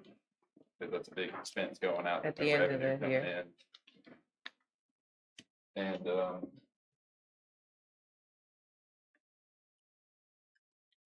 but everything should keep tracking pretty true for general fund, but the two lines should stay close to parallel for the rest of the year, apart from transfers. Then the water and sewer fund, see the lines kind of really merged together here, and that was from the early payoff of 796. That's a big expense there. For May and June, they should stay just kind of true. May I please? Yeah. So I looked at that and I said, uh-oh, we're getting ready to go and, expenses exceed revenues, but you're telling me they're gonna level out and parallel each other, you think? Yeah, the expenses and revenue should close to match for the rest of the year. Okay, all right, thank you. And moving on to B part. B part is looking good. The expenses will come a little closer to the revenues in May because the debt payment that last year was made in April was made in May this year. So, but other than that, B part's looking good as well. Okay. Thank you. Any other questions? I just have one, and just for the rest of the board to consider, anybody interested in seeing the cumulative curve for last year, just to see how we're tracking against last year? In other words, how's our revenue compared to last year? How our expenses look compared to last year, to see trend between the 2 years? Anyone else want to see that? Of course, I always do. I wouldn't mind. Yeah. Is that a big deal to do? No, I would add another line right there. I mean, would you rather have the two trends in a separate graph, so not to clutter this one up too much, or just add it to this one? You mean this year and last year? Yeah. A separate graph might be good, because there's a lot of stuff here, and Yeah. it'll get so busy, my feeble mind won't be able to Yeah, no, comprehend that it. wouldn't be bad. I could throw one right below that had the two lines. And then, Let's take a shot at it and see what it looks like, if everybody's okay with that. yeah, I can bring that back next month. Okay, all right, great, thanks. Thanks, sir. Ms. Ferguson, number 13. Yes, sir. Thank you. As we move through this, I will move as fast as we can, but there's a lot that has gone on this past month, so there are several pages here. For the Greensboro Street Lift Station, the third request for reimbursement has been submitted. And construction is 62% complete based on the time, but a new schedule will likely come out where they had some delays with the waivers. So when that comes out, that timeline and for completion may change a bit. I won't read through there because I know everybody can read the bullets on where they are with construction. What I do want to highlight here is something since the release of the report. And what we're finding is, first, the federal side was in the lead on getting reimbursements back when we requested them. State has tended to fall further behind with that. We've had to nudge the state a little bit more. We've just gotten email confirmation that the state's gonna kick in gear again, but at the same time, we get an email drop from the federal government that says new justifications are gonna be required for all reimbursement requests as another step in their process. It's across the board.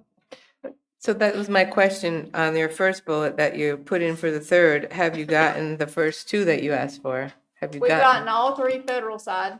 Okay, We've gotten one state side. okay. But now the feds are saying another step in the process, another hurdle that we're And adding that's the in. thing that you gave us when we sat down? Was that there was a- No, that's just your Warden Smith report, because I noticed that there were several in the mailboxes. So this month's report, I just put them on your. No, it was actual something desk. about Trump administration executive action. That's a additional report that Warden Smith Oh, okay. produced. Okay, thank This you. is just like, we've learned this in the last few days, and I'm adding it like I normally do for stuff that's happened since the Yeah. report was printed that I'm telling you now. So I don't think it's very alarming, but it always, I'm just saying it continues to be a challenge. Okay. That every time we think one thing is like flowing smoothly, then there's something else that comes about, and it's definitely been a, when you're playing with other people's money, you play by other people's rules, and that's how this lift station has been funded. So that's how we're moving forward, and we'll face each hurdle as we get it. Also Block Q restroom and parking. The surveyor, had the site laid out with a survey, and crews did begin work, last week with the building pad grading going on, into this week. And there is a new completion date compared to what was published before, which is 8/20/25. And then I would like to add here that based on them starting work, we will hold a groundbreaking ceremony on June 4th at 10 o'clock for anybody that can join us. Again, June 4th at 10 o'clock. Great, thank you. The Ocean Boulevard stormwater, I told you guys in previous budget meetings and at last month's meeting that the Corps should be here this month to talk through the stormwater project and the PPA, but they did have some significant changes at the Wilmington district, and some of our project team kind of became dismantled. So they'll be here in June instead, or are planning for that meeting. For the Pier site, we had our second meeting between HDR and the staff on May 15th. This one is, as you move down the page, the FEMA bullet is very significant. You guys will remember that we did a very successful bundling 4-storm FEMA project through disaster funding after we were hit with 4 hurricanes in a row. There was a memo released from FEMA to OMB suggesting that beaches should be removed from disaster assistance. We have since responded to that with letters sent to the delegation to say that that should not occur, that Cat G recreation beaches are very important. I do understand from my attendance where I spoke at the American Shore and Beach Government Affairs Committee meeting this past week that there is an advisory committee that's supposed to give an opinion to FEMA. And that meeting is happening this week. So I guess we'll probably hear something sooner rather than later. But I think the consensus across the board is if the federal government bows out in this category and it goes to the states, that the states are not ready. They pretty much didn't see it coming, and the state was kind of had its rainy day fund hit really hard with Helene. And so your coastal storm damage mitigation fund would have to have more funding in it for that to potentially work at the state level, in my opinion. Once you do receive funding from FEMA, you should know that it doesn't always stay. We were told that we were going to have to return $2,970.48 for signs that we purchased during COVID. They were the digital signs that you guys see that gave all the information about, our beach was closed for so long. but they follow a disposition schedule. If their timeline ends before they figure that that's part of the disposition schedule, we have to give money back, and that's what they calculated. So check was sent back to the North Carolina Department of Public Safety. I attended the Byways meeting May 8th and 10th in Emerald Isle. That meeting was productive with sessions. The Corps is always in attendance. DWR is always in attendance. The Division of Coastal Management's always got a session. There was the legislative panel and then technical experts in the field. Specific interest I want to pull out from that is across the board, continuous pointing through the different presentations is that the funding at the federal level is very unclear. As far as to availability and levels, there were approximately 20 applications submitted to the RCC program, which the town applied for last month that, in conjunction with the Planning and Inspections Department, the application we worked on. The state's rainy day fund, as I said, was hit by Hurricane Helene, and legislators fear what hurricane impacts this year might do. One important thing that the tourism expert that for the state mentioned that was kind of eye-opening is people that plan to come vacation here with the polls they ran, that even though the mountains were what was hit with Helene, in their minds, all they heard is North Carolina's hit, so the beaches took a hit as well. And so we should just keep that in mind, I think, in the future, that if North Carolina takes a hit, even though we may be okay, other people outside this state may not see it that way and may choose not to come here during that particular year. And then more variances are being granted for dune infiltration systems along the coast. This one specifically I want to talk about. May 5th through 9th was Public Service Appreciation Week. I asked the staff to come for a lunch gathering one of those days on Tuesday of that week. And there's two main points I want everybody to take away. First of all, I asked Heather to run me a sheet of all the employees in the town. And when she handed me this sheet, even though I know how many positions we have, I went, oh, I think you misunderstood. I wanted all the employees in the town, because it does amaze me that this represents the amount of work that gets done in this town. That these lines on this page, all these people that you see, there's only 25 field positions right now with 31 available positions, and there's a massive amount of work that gets done. Your staff works hard for you.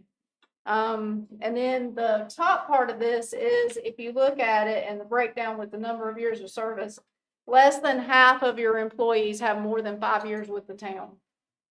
The others move around as far as the positions being refilled. And so I know this has been said in the past, but I want to drop this a bit. It is not included in this upcoming fiscal year budget, but I do think to somehow turn that around, that in the future, the board's going to have to look at some sort of longevity pay.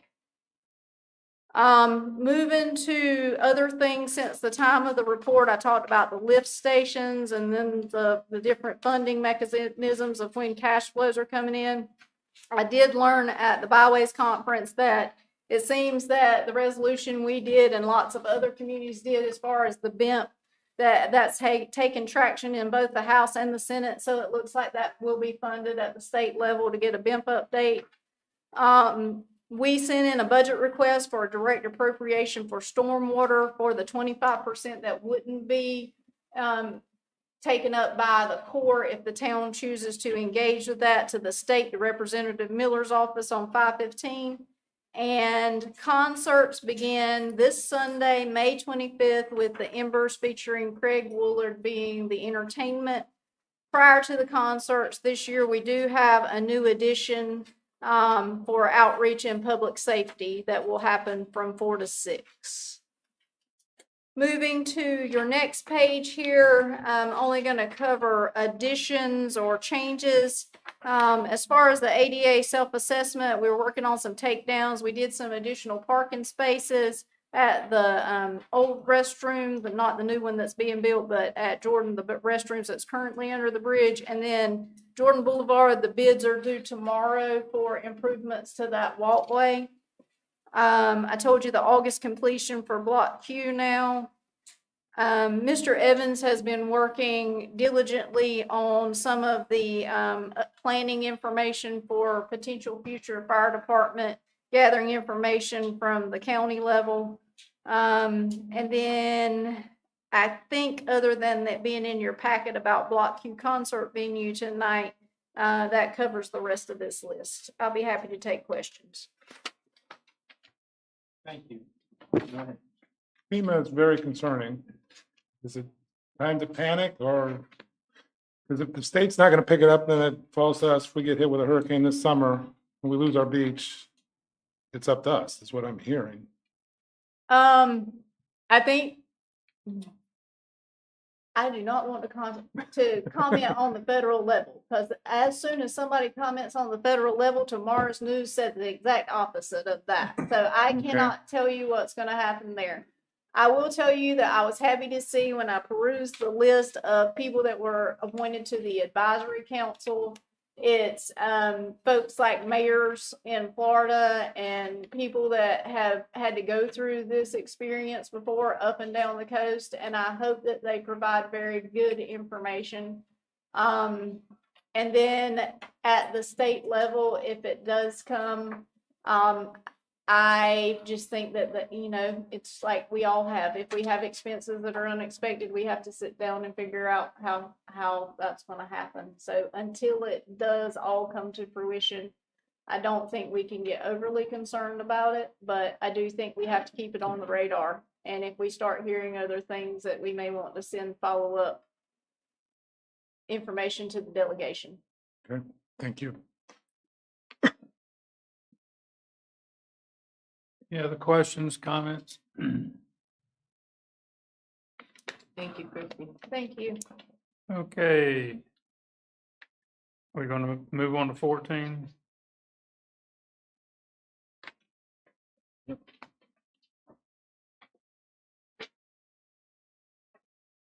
Thank you, Jeremy.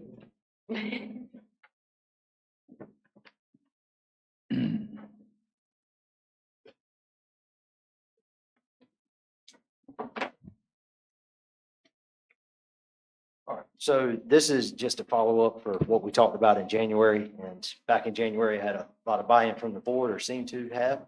So I just wanted to bring it back to you, kind of give you a status update, tell you where we're at, and ask for your permission to continue forward and with where we're at. So basically, in January, I gave you 4 ideas that we wanted to kind of run forward with. They were internal, initiative ranks, the cadet program, the fitness program, and then our commendation ribbon medals. And as far as the internal ranks go, we've gone through, set up policies. We're ready to move forward with that if the board says good. We've got our criteria set out, and based on that criteria, we would have 3 internal positions that would be recognized as ranking officers based on that. The cadet program, we've actually been talking with the attorney. And I know under that it says job description under attorney review. She and I have had several conversations since this was put out.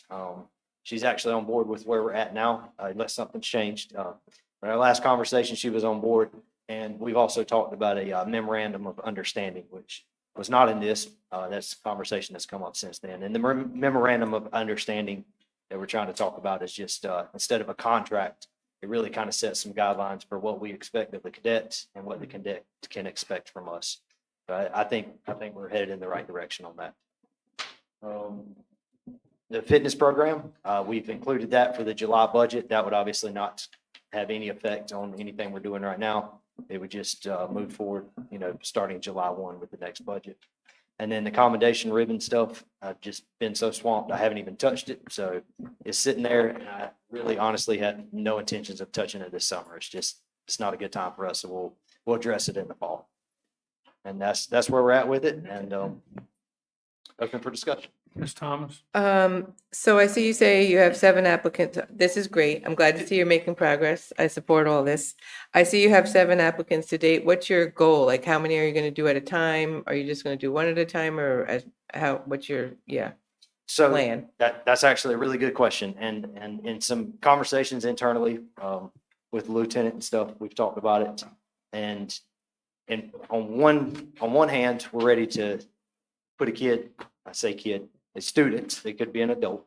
We're ready to put a student in class immediately. But at the same time, we're also weighing the certified, already graduated applicants and what they can bring to the table. Because not that we don't want to invest in someone to send them to school, but if we have the option of someone who's already graduated, already certified, then they're ahead of the game, if that makes sense. So I kind of want to use the cadet program as a tool to have, but I don't want it to be our first resource, if that makes sense. So you have other applicants we- for your open positions? We do have some other applicants and we're filtering through those. And I won't lie, a lot of those have been washed out. And if we wash all those out and it doesn't pan out, then we fall back on the Okay, cadet good. program. But if I have an officer from throwing it out at Raleigh who says, hey, I'm moving to the beach, he's already certified, already sworn with the state, and he or she is ready to go to work, then I personally would rather make that investment than denying them and putting someone through 6-7 months of school. So, Good, but I mean, I saw 7, and I assume So- you don't and- want to have 7 people going through it because you don't want 7 brand-new police officers. You can't really, I do not, and that's deal the with other that. thing is when we do that, they take up a position. So the police department has 11 position total. Mhm. If I put 3 students in school at one time, yeah, then that's 3 positions, you know, so it kind would of be one at a time. one at a time. That's correct. Okay. We're really trying to stage this thing through and not having a whole classroom full of students. Thank you. Yes, absolutely. Yes. I assume all of this has been incorporated into the budget numbers we've been dealing with? Yes, for next year's budget, as far as this year goes, it's really gonna have no effect. And really for the future, you know, none of these are majorly expensive investments. I mean, other than if we increase the training budget, and the training budget's gonna cover the fitness program as well as books, uniforms, things like that, if we go the student route. So it's really, that's where the financial burden is gonna lie, is within training. Yes, sir. You look curious. Well, yeah, deer in the headlights is more like it. Anyway, so you're looking for a motion to approve continuing on with our recruitment and retention program? Is that what you're? Or just consensus? I'll be honest, Consensus? I'm not sure. I just want to make sure the police department, the board, the interim town manager, We do need something. yeah, We do. Okay, all right. Everything else is in the budget and the incentives for the internal ranks are, but we'd actually like to go ahead and do the internal ranks now instead of waiting for the budget because we have funds in there. So the only thing we would need now is to move forward with his incentives, but to go ahead and approve the internal ranks so we can issue the raises based on. So we need a motion to approve the internal rank changes. Yes. there we go. See, Motion to improve the internal rank changes. Second, Discussion, anyone? Hearing none, all in favor say aye. Aye. Opposed, say no. Unanimous? Thank you, Chief. Thank you all. Thank you, Appreciate it. Chairman.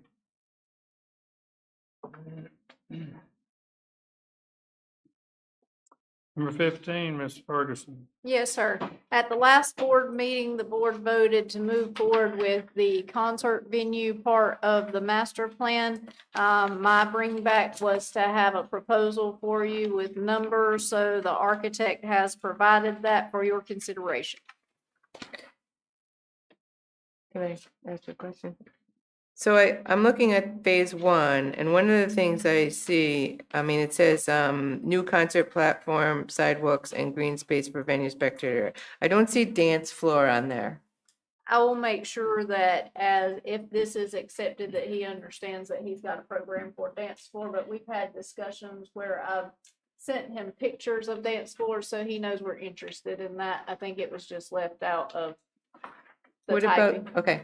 What about stormwater associated with the bandstand? Yes, that would have to be taken into consideration. Do they do that too? Do they do that as part of their, We would either, they would do that, or we would have to coordinate like we did on the modular system for the bathroom with an engineer to get that design, but we would make sure that that was included.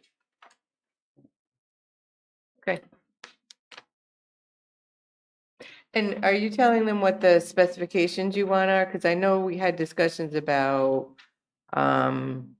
we didn't necessarily need as big as Ocean Isle, but you had minimum requirements from your bands. So is that the specification that you're giving to them, what the minimum requirement is for the bandstand? Yes, I will make sure that they understand, what the requirements are as far as different contracts have different requirements, but that we'll make sure, you know, you may want the world, but it's what we need to program to. Okay, good. Thank you. Anyone else? Question? Pleasure of the board. So you're looking for a motion to receive the quote and consider award the scope of work? Yes. Wait, there's what I said, Wait. but without the question mark at the end. Okay, receive the quote, consider the scope of work that you agree to this scope of work, and you will also need to add to that you allow the town manager to execute. And no budget amendment is needed. No budget amendment is needed. You saved on Block Q professional services from where they did the bathroom. So for this amount that's listed in here, you can absorb it in this budget. All right, so I make a motion to receive the quote and award the scope of work and allow the town manager to execute. I'll second that. All right, further discussion? Anyone? Hearing none, all in favor say aye. Aye. Opposed? It's unanimous, Madam Clerk. Number 16, Mr. Evans?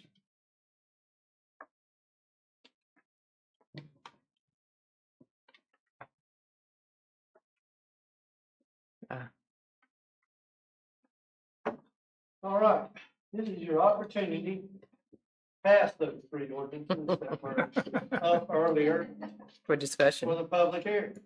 Yes. They were also on last month when y'all set the public hearing, and of course, they were approved at the planning board level. And each one of them came with a consistent statement from the planning board, which y'all reviewed at the last meeting. So, what this is the proposal for the revisions of 157.006, 157.060, 157.085, which culminates in the relocation of buildings that were present to the board, that were presented to the board at the April meeting. The board scheduled a public hearing today, and the amendments have already been reviewed and approved by the planning and zoning board. And if the board would like to move forward with the proposed changes, the recommended motion would be to approve ordinance 2505, 2506, and 2507, along with the corresponding statements of consistency. Mr. Carpus? I'd like to make that motion to approve ordinances 2505, 2506, and 2507, along with the corresponding statements of consistency. Is there a second? I'll second that. Discussion? Hearing none, all in favor say aye. Aye. Opposed say no. It's unanimous again. Thank goodness. Thanks, All Tim. right, number 17, Ms. Ferguson. Yes, sir. I know that sometimes when the inlet comes up, we have some folks that are very enthusiastic in the audience, and they stand up and say, you know, you guys need to do something about the inlet. You need to fund the inlet. So I thought a little bit of a history lesson was important here to show that Holden Beach is really stepping forward with that a lot. When earmarks first came back in 2022, the county asked for one and received one. In fiscal year 2024, talking about the federal fiscal year, we asked for one, it was not received. But in 2025, we asked for one. With the federal budget going on a continuing resolution, earmarks were put to the side. But I did find out in an email as of Friday afternoon from Bubba White, Rouser's legislative director, that the earmark we requested for fiscal year 25 has been put into the core work plan for 2025 at $655,000. We again requested one for $1.5 million in fiscal year 26.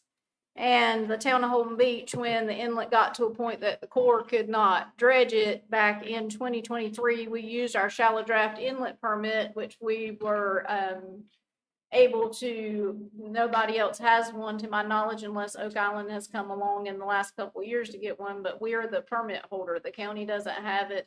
Oak Island didn't have one. We're the permit holder. So we dredged the inlet then. So the town of Holden Beach is investing a lot, continuing to have folks on the federal level for advocacy and getting funding in place when we can. With the holdup with the funding and the earmarks for 2025, the inlet is in a state where it does need dredging. We were first told the May timeframe, now we're being told June, July.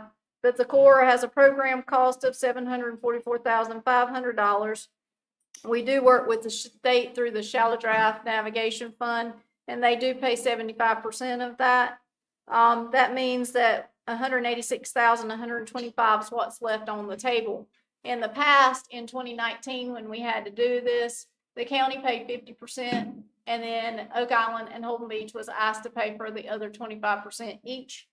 And so last night, as an update to this memo, the county did vote to put forward the whole 186,125 to front load it to the state and then invoice each of the 2 remaining towns for their parts.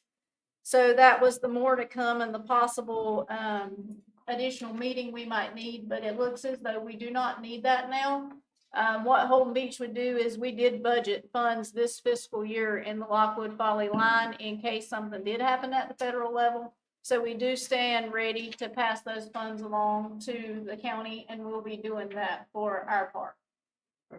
And since it's already in the budget, no actions required on your part. It's just an update and to make sure the public knows that we are doing a lot of work as to get the inlet funded. I'll be glad to take questions. Thank you, Christie. Appreciate the update and your work getting that moving forward. Yeah, thanks for the education. I appreciate that. So what happens if Oak Island doesn't pay their part? Deal with the county. The county would be out of $46,000.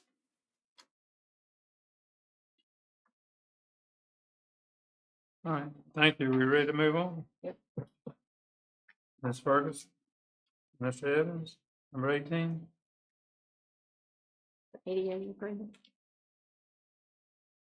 I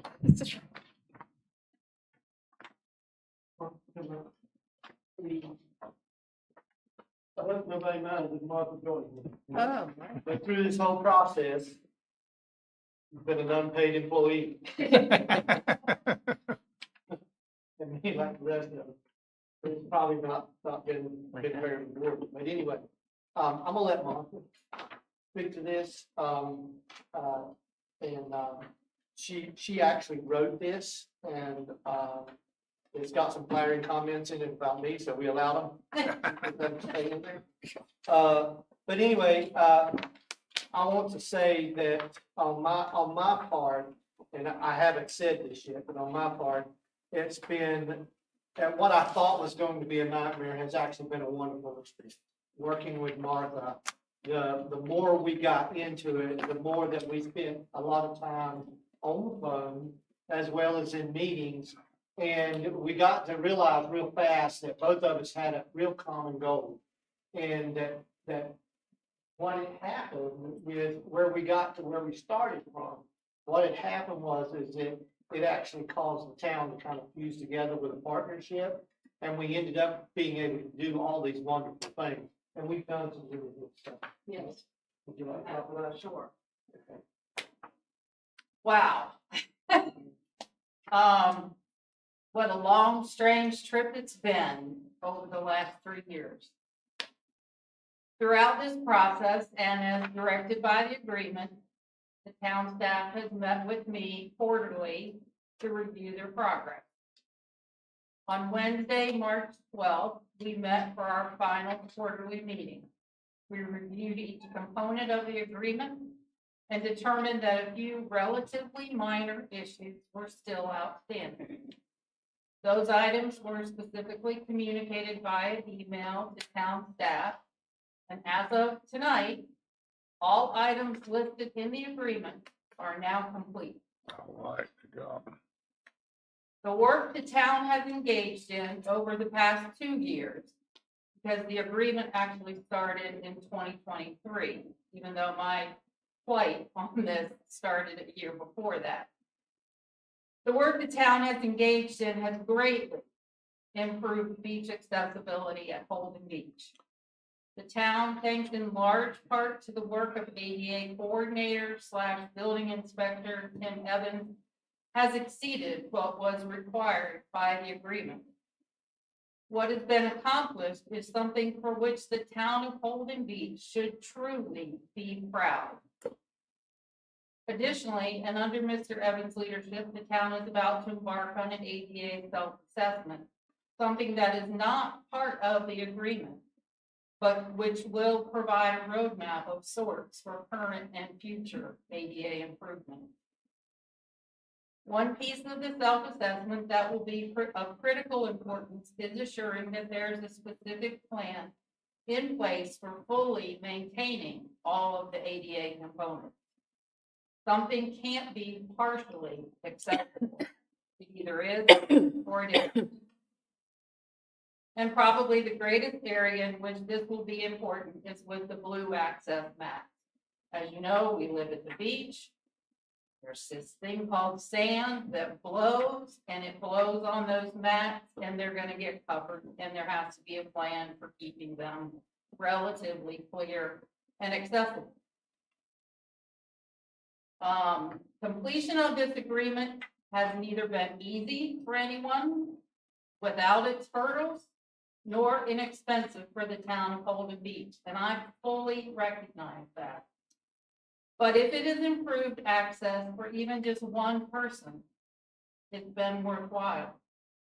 And I venture to say that more than one person has already benefited from the improvement and the increased awareness of the importance of accessibility. And hopefully, as Tim alluded to, it's also shown how individuals, organizations, and government can come together to work for the greater good of everybody. The cooperation of all parties involved has been greatly appreciated. My hope is that other area beach towns on their own will take a close look at their facilities, programs, and services with regard to accessibility, and maybe even learn from Holden Beach. Where do they fall short of what is required? What barriers exist to limit equal access for all? And how can those barriers be removed? In the words of disability advocate Dan Wilkins, and I started with this quote 3 years ago, and I'm going to end with it tonight. A community that excludes even one of its members is not a community at all. It's not too late for self-examination, but it does require patience and communication on the part of everyone.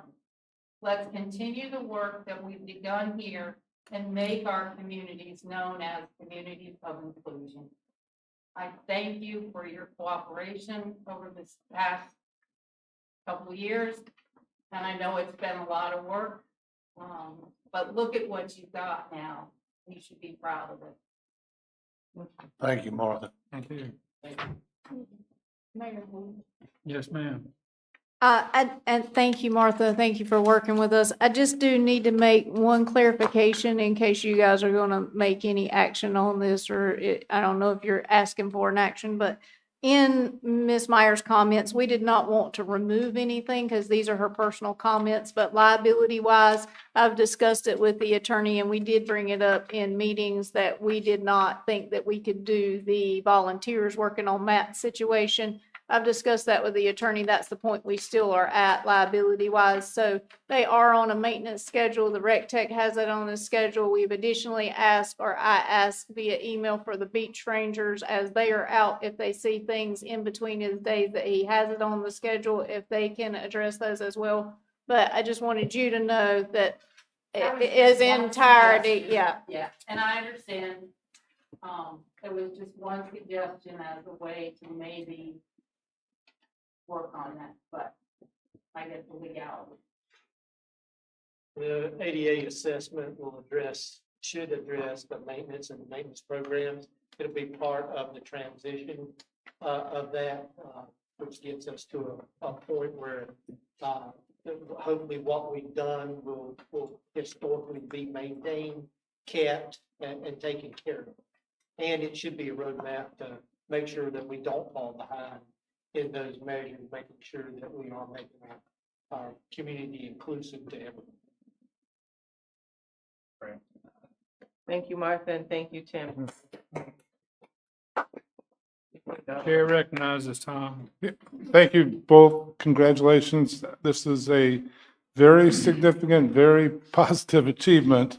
I mean, it's a big deal. It seems to me it should be celebrated. I don't know how, but it seems like we ought to figure out a way to celebrate this and spread the good news that is needed. And appreciate your being here. Sorry you're buried on a 23-page, 23-item agenda, but I would like to think of some way we can make this more public and more celebratory, celebrate it. Well, keep in mind that the ADA anniversary happens the end of July. So be thinking, if there's, I know that's right in the middle of, peak beach time, but, there are things you could do to promote it. It would be nice to have an event of some kind, I think. Thank you. All right, Thank you. thank both of you. All right, Oh, you do want approval though, Right. Of what? of the actual, So we can get the agreement signed. the agreement that's in there, it just needs it. So you need a motion to accept the, agreement. Yes. Yes, I'll make the motion to accept it. I'll second. all right, motion made and seconded, discussion, any? All right, all in favor say aye. Aye. Opposed say no. 5-minute recess.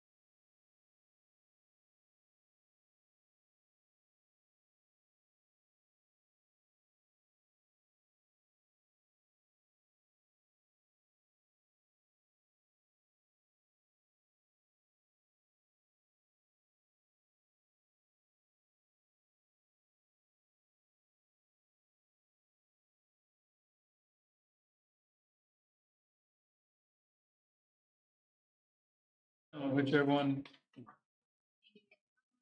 The parking table in our code of ordinances needs to be updated to reflect recent changes made at the pier and the east end of the island. The changes are highlighted on the attached ordinance, and staff recommends that the board approves ordinance 2508. Tom, I just had a question. Why is the pier parking lot showing as on-street instead of off-street like the other lots?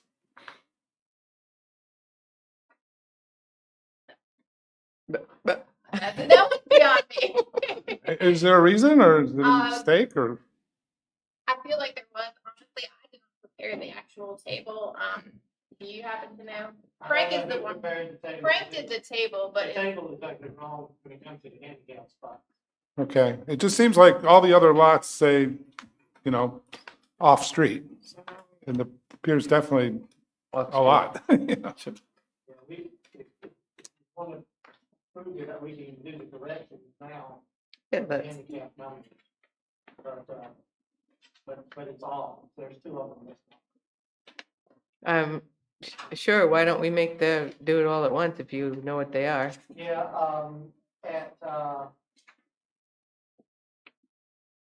there's only three, there's only two on Gordon Boulevard. There's only two on Gordon Boulevard, and there's only 5 at 114. There's a space there. There's a space on Gordon Boulevard, looks like a handicap spot, but it's not. It's actually, we actually added it for safety reasons. And so it kind of gives it the impression that they won't have no room to get in and out of the vehicle. And then you got a similar situation at one of the things actually at the top. So those are the So this is H42 is the Jordan Boulevard one? H42 actually has 2 spots. Yeah. H53 actually has a spot. Jordan Boulevard. H52 has, it doesn't have a number, it just says HC, right? Yeah. 5.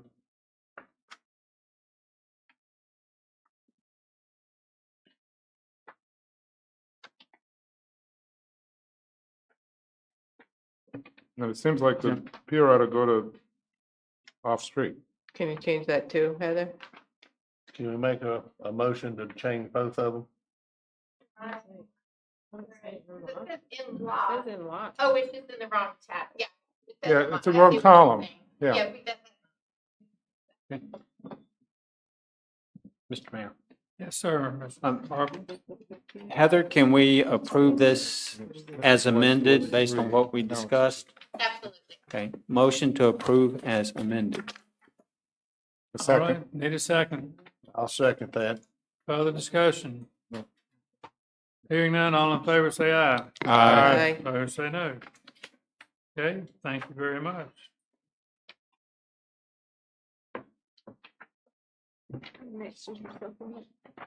Ready for me? Yes, Yep. ma'am. All right. The next one, the latest supplement to the Holden Beach Code of Ordinances, along with ordinance 2509, which adopts the supplement, are included for your review. The supplement codifies the ordinances the board approved since the last supplement. So if the board agrees with it, we just need you to approve ordinance 2509. Looking for a motion. Motion to approve ordinance 2509. Looking for a Second. Any discussion? Hearing none, all in favor say aye. Aye. Opposed say no. It's unanimous. Keep going, Ms. Okay, Tony, you're one doing more. well. Okay. So the board is required to hold a public hearing prior to adopting the budget. Staff recommends scheduling the hearing for June 17th at 5 PM, which is the start of the next regular board meeting. Do we do that by consensus, Heather? If the board's fine with that, that works for me. Yes. Yeah. That's fine. I think we discussed that earlier. Thank All you. right, declare it to be a consensus of the board.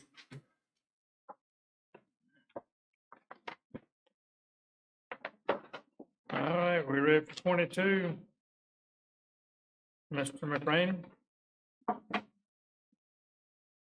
The Harris Local Government, they are our software company.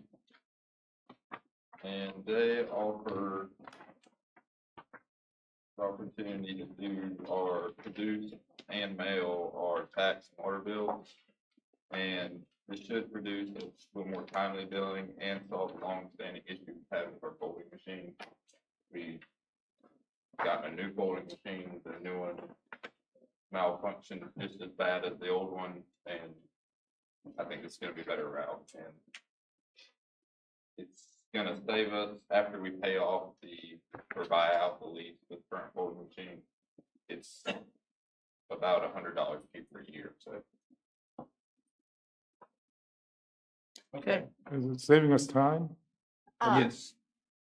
Can I add a comment to that, Sure. please? The current folding machine that we have is one from you know where. There are I said it.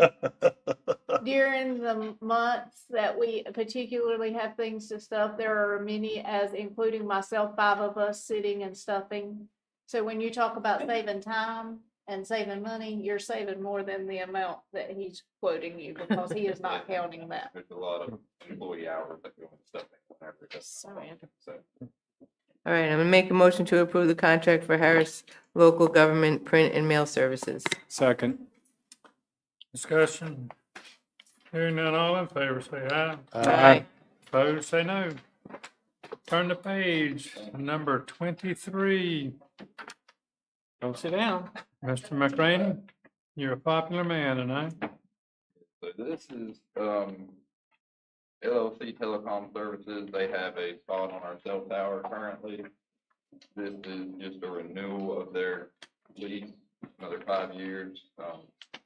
This renewal reflects a 7.7% increase in rent. How much?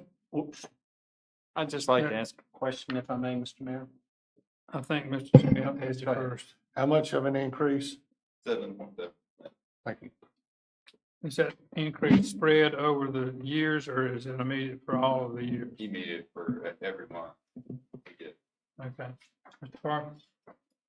Is that for all that stuff on top of the water tower? Because there's a ton of stuff up there. No, this is. Just the one it's antenna in the that they- contract. It's like one antenna. Okay. My question was going to be, has there been any detrimental effects to the water tower with all that stuff up there? That's probably a better question for Chris. So Yeah, not that I'm aware of. Chris would answer that, but we have an actual company, Utility Solutions, that anytime any change is made, they go through and make sure that it's okay. So, and I think Tim actually reviews stuff too, but the utility company does maintenance to make sure everything is okay. Good. Okay, thank you. I make a motion to approve the contract. Second. Discussion. Hearing none, all in favor, say aye. Aye. Opposed, say no. It's unanimous, Madam Clerk. Thank you, Mr. McRaney and your staff. Now it's number 24, and this time you can raise your hand. Be recognized. Come to the microphone. Tell us your name and where you stay. Yes, sir. All right, I'm Rick McIntyre, 122 Frigate. As the chief can attest, we're getting ready to enter a real fun and real busy time at our family beach. Holden Beach is a family beach, so here's your PSA for the night. Just a reminder that this Saturday from 4 to 7 o'clock, the Holden Beach Community Alliance will host our 2nd annual Welcome to the Beach Community Cookout. It's a free event, and all of our residents and visitors are invited. Please join us at Bridgeview Park for food, games, music, and an all-around good time. We hope to see you there. What were those times again? 4 to 7, Saturday? Saturday. Thank you, Rick. Saturday. 4 to 7. Free food. You can help cook there at 3:30. Yes, sir.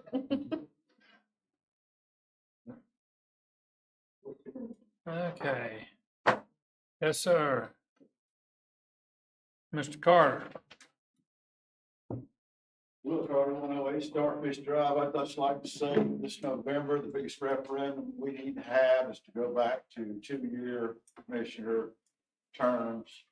Our commissioner term started back when we had a group of, I'll say, the association voted unanimously to have the 4 years with staggered terms. Since then, it's been nothing but a problem. We've had people pass away.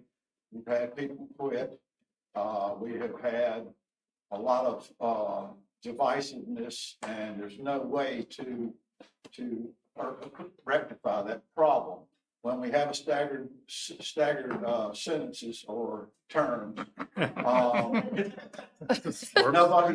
really wants to go. That's a governor's term. That's our representatives in state and federal are always 2 years.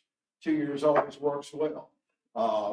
Dr. Dreyer was reelected in 2 years. Alan Holden's been elected many times after 2 year sentences. But the problem is when only 2 people run, people can direct their votes towards those 2 people. And if you've got a group of people who direct those votes towards the 2 people, there's no way to ever clear the board. When we have problems like the Pier or some other things, we need to be able to say we have 5 votes, and we can direct our votes to 3 people that we think would represent us the best, and not go around messing around with, this Pier this way and the Pier that way and the Pier this way. We need to get rid of these people when there's a problem. And the way it's going to happen right now is we have Rick Smith and Rick Park are going to run in November. Their seats are up. So all we got to do is direct our candidates towards one person that would keep the majority. And if I was a member of an association that, got one-sided information, maybe I would shoot my votes all towards that one person. And we'll have several people run, so it'll deteriorate the vote, sort of like it does in the primaries in North Carolina when the Republicans run, the Democrats vote for the least best Republican. That way we have a Tom Tillis that represents us. That's not good for anybody. So our biggest referendum in November needs to be a 2-year term for our commissioners. And so that everybody has 5 votes. We can pick the 3 people or the 5 people that we think would best represent us, the voters. We don't have but a few voters. 300 on a bad year, 400 when the association runs somebody. You can go back and look at the record. The same 20 people have been running for over a decade now out of the association. So you can go look their names up, and you can see that there have been the problem with the piers, the terminal groins, all the other things that we've had controversy over have come from a very few people. It comes down to 15 to 20. They've served as commissioners. You'll see their names. You can look it up. You can look at the record and anything. But not being that, I want to reclaim my time from Jim earlier in the night. But we need to have a referendum in November to go back to 2 years like it worked since 1969. It was never a problem. Thank you. All right, anyone else want to say anything about anything that might be on your mind? Last call. And say bye.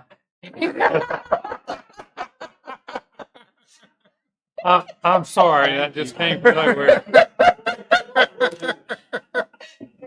I want to see that. No, I can't. No. Say goodbye. No. No. Pardon me? That's why we need a 2-year referendum. All right, we've got, the next item is mayor's comments. I'm not going to say anything about church activities this week. Hope everybody has a good Memorial Day, and everybody's safe. Weather's supposed to be good. We're expecting a tremendous crowd, and hope everybody remembers. Did the fire department chief get all the safety things on the beach? Yeah. They're working on it. I don't think they're all out there yet. Okay. I have more information on that. Okay, I'm probably out of order. I'm curious. It's okay, yeah, I want to know. Yes, ma'am, with their permission, you can speak. Yes, David Ward contacted me yesterday, and they did have a problem with the buoys on the delay, the flotation devices. They had to switch colors. They're trying for this weekend, but it may be a little longer than that. They're being shipped. Okay, thank you. Anyway, everybody have a happy safe Memorial Day. Tom? Same, thanks for coming. Happy Memorial Day. Thanks for being involved. And I think we had a very productive night. Rick? Again, I want to remind everybody, another public service announcement, that we're starting to see influx of golf carts again. The trucks pulling the loads with 6 and 8 golf carts coming over the bridge is starting to pick up. Just please be mindful of that equipment. They use the bike lanes a lot until they decide they don't want to. So please be careful when you're operating your vehicle around the golf carts. And please try to, if you see someone that has got kids or people in there that aren't using the proper restraints, their seat belts, please ask them to do so and just to try to save a life. Again, watch out. The island's gonna be full of kids this weekend, including mine. So, please watch out for the kids, especially in congested areas. And let us remember while we have this Memorial Day, we've had members of our families that have given the supreme sacrifice and others that have sacrificed a lot of their time and effort to keep us free. So let's enjoy this Memorial Day, but let's remember why we're celebrating. Thank you. Ms. Thomas? I just wanted to remind people that in the last election, 4 seats were turned over, and they had an opportunity to put in a majority that supported the things that they wanted, and that's what they did. And I just wanted to also say that I'm glad we're moving forward with the Pier. That's a huge kudos, and we're also moving forward with hopefully getting a new dance platform over there on Block Q. Have a good Memorial Day. Be safe. Dr. Dyer? I just want to bring up something I feel is important. I was not for the search committee for a town manager. I'd like to bring the interim town manager's report up tonight. The work that has been done on this report, I don't see how you're going to bring in a stranger that doesn't know anything about Lockwood Folly, doesn't know anything about Block Q, hasn't been to Washington, pushing for us for money. We're getting ready to face this issue with FEMA. We've got a perfectly great candidate that's got all this experience, has done all this work, and I just don't know why we're spending all this money when we have the perfect candidate for town manager sitting right up here at this table. And it scares me to think we're going to get somebody from non-coastal, non-North Carolina, doesn't know any of our staff, and I think it's wrong. Have a wonderful Memorial Day. Ms. Parker? I've got nothing to add. Thanks for coming out. Motion to adjourn. Second. All in favor, say aye. Thank you Aye. very much for being here.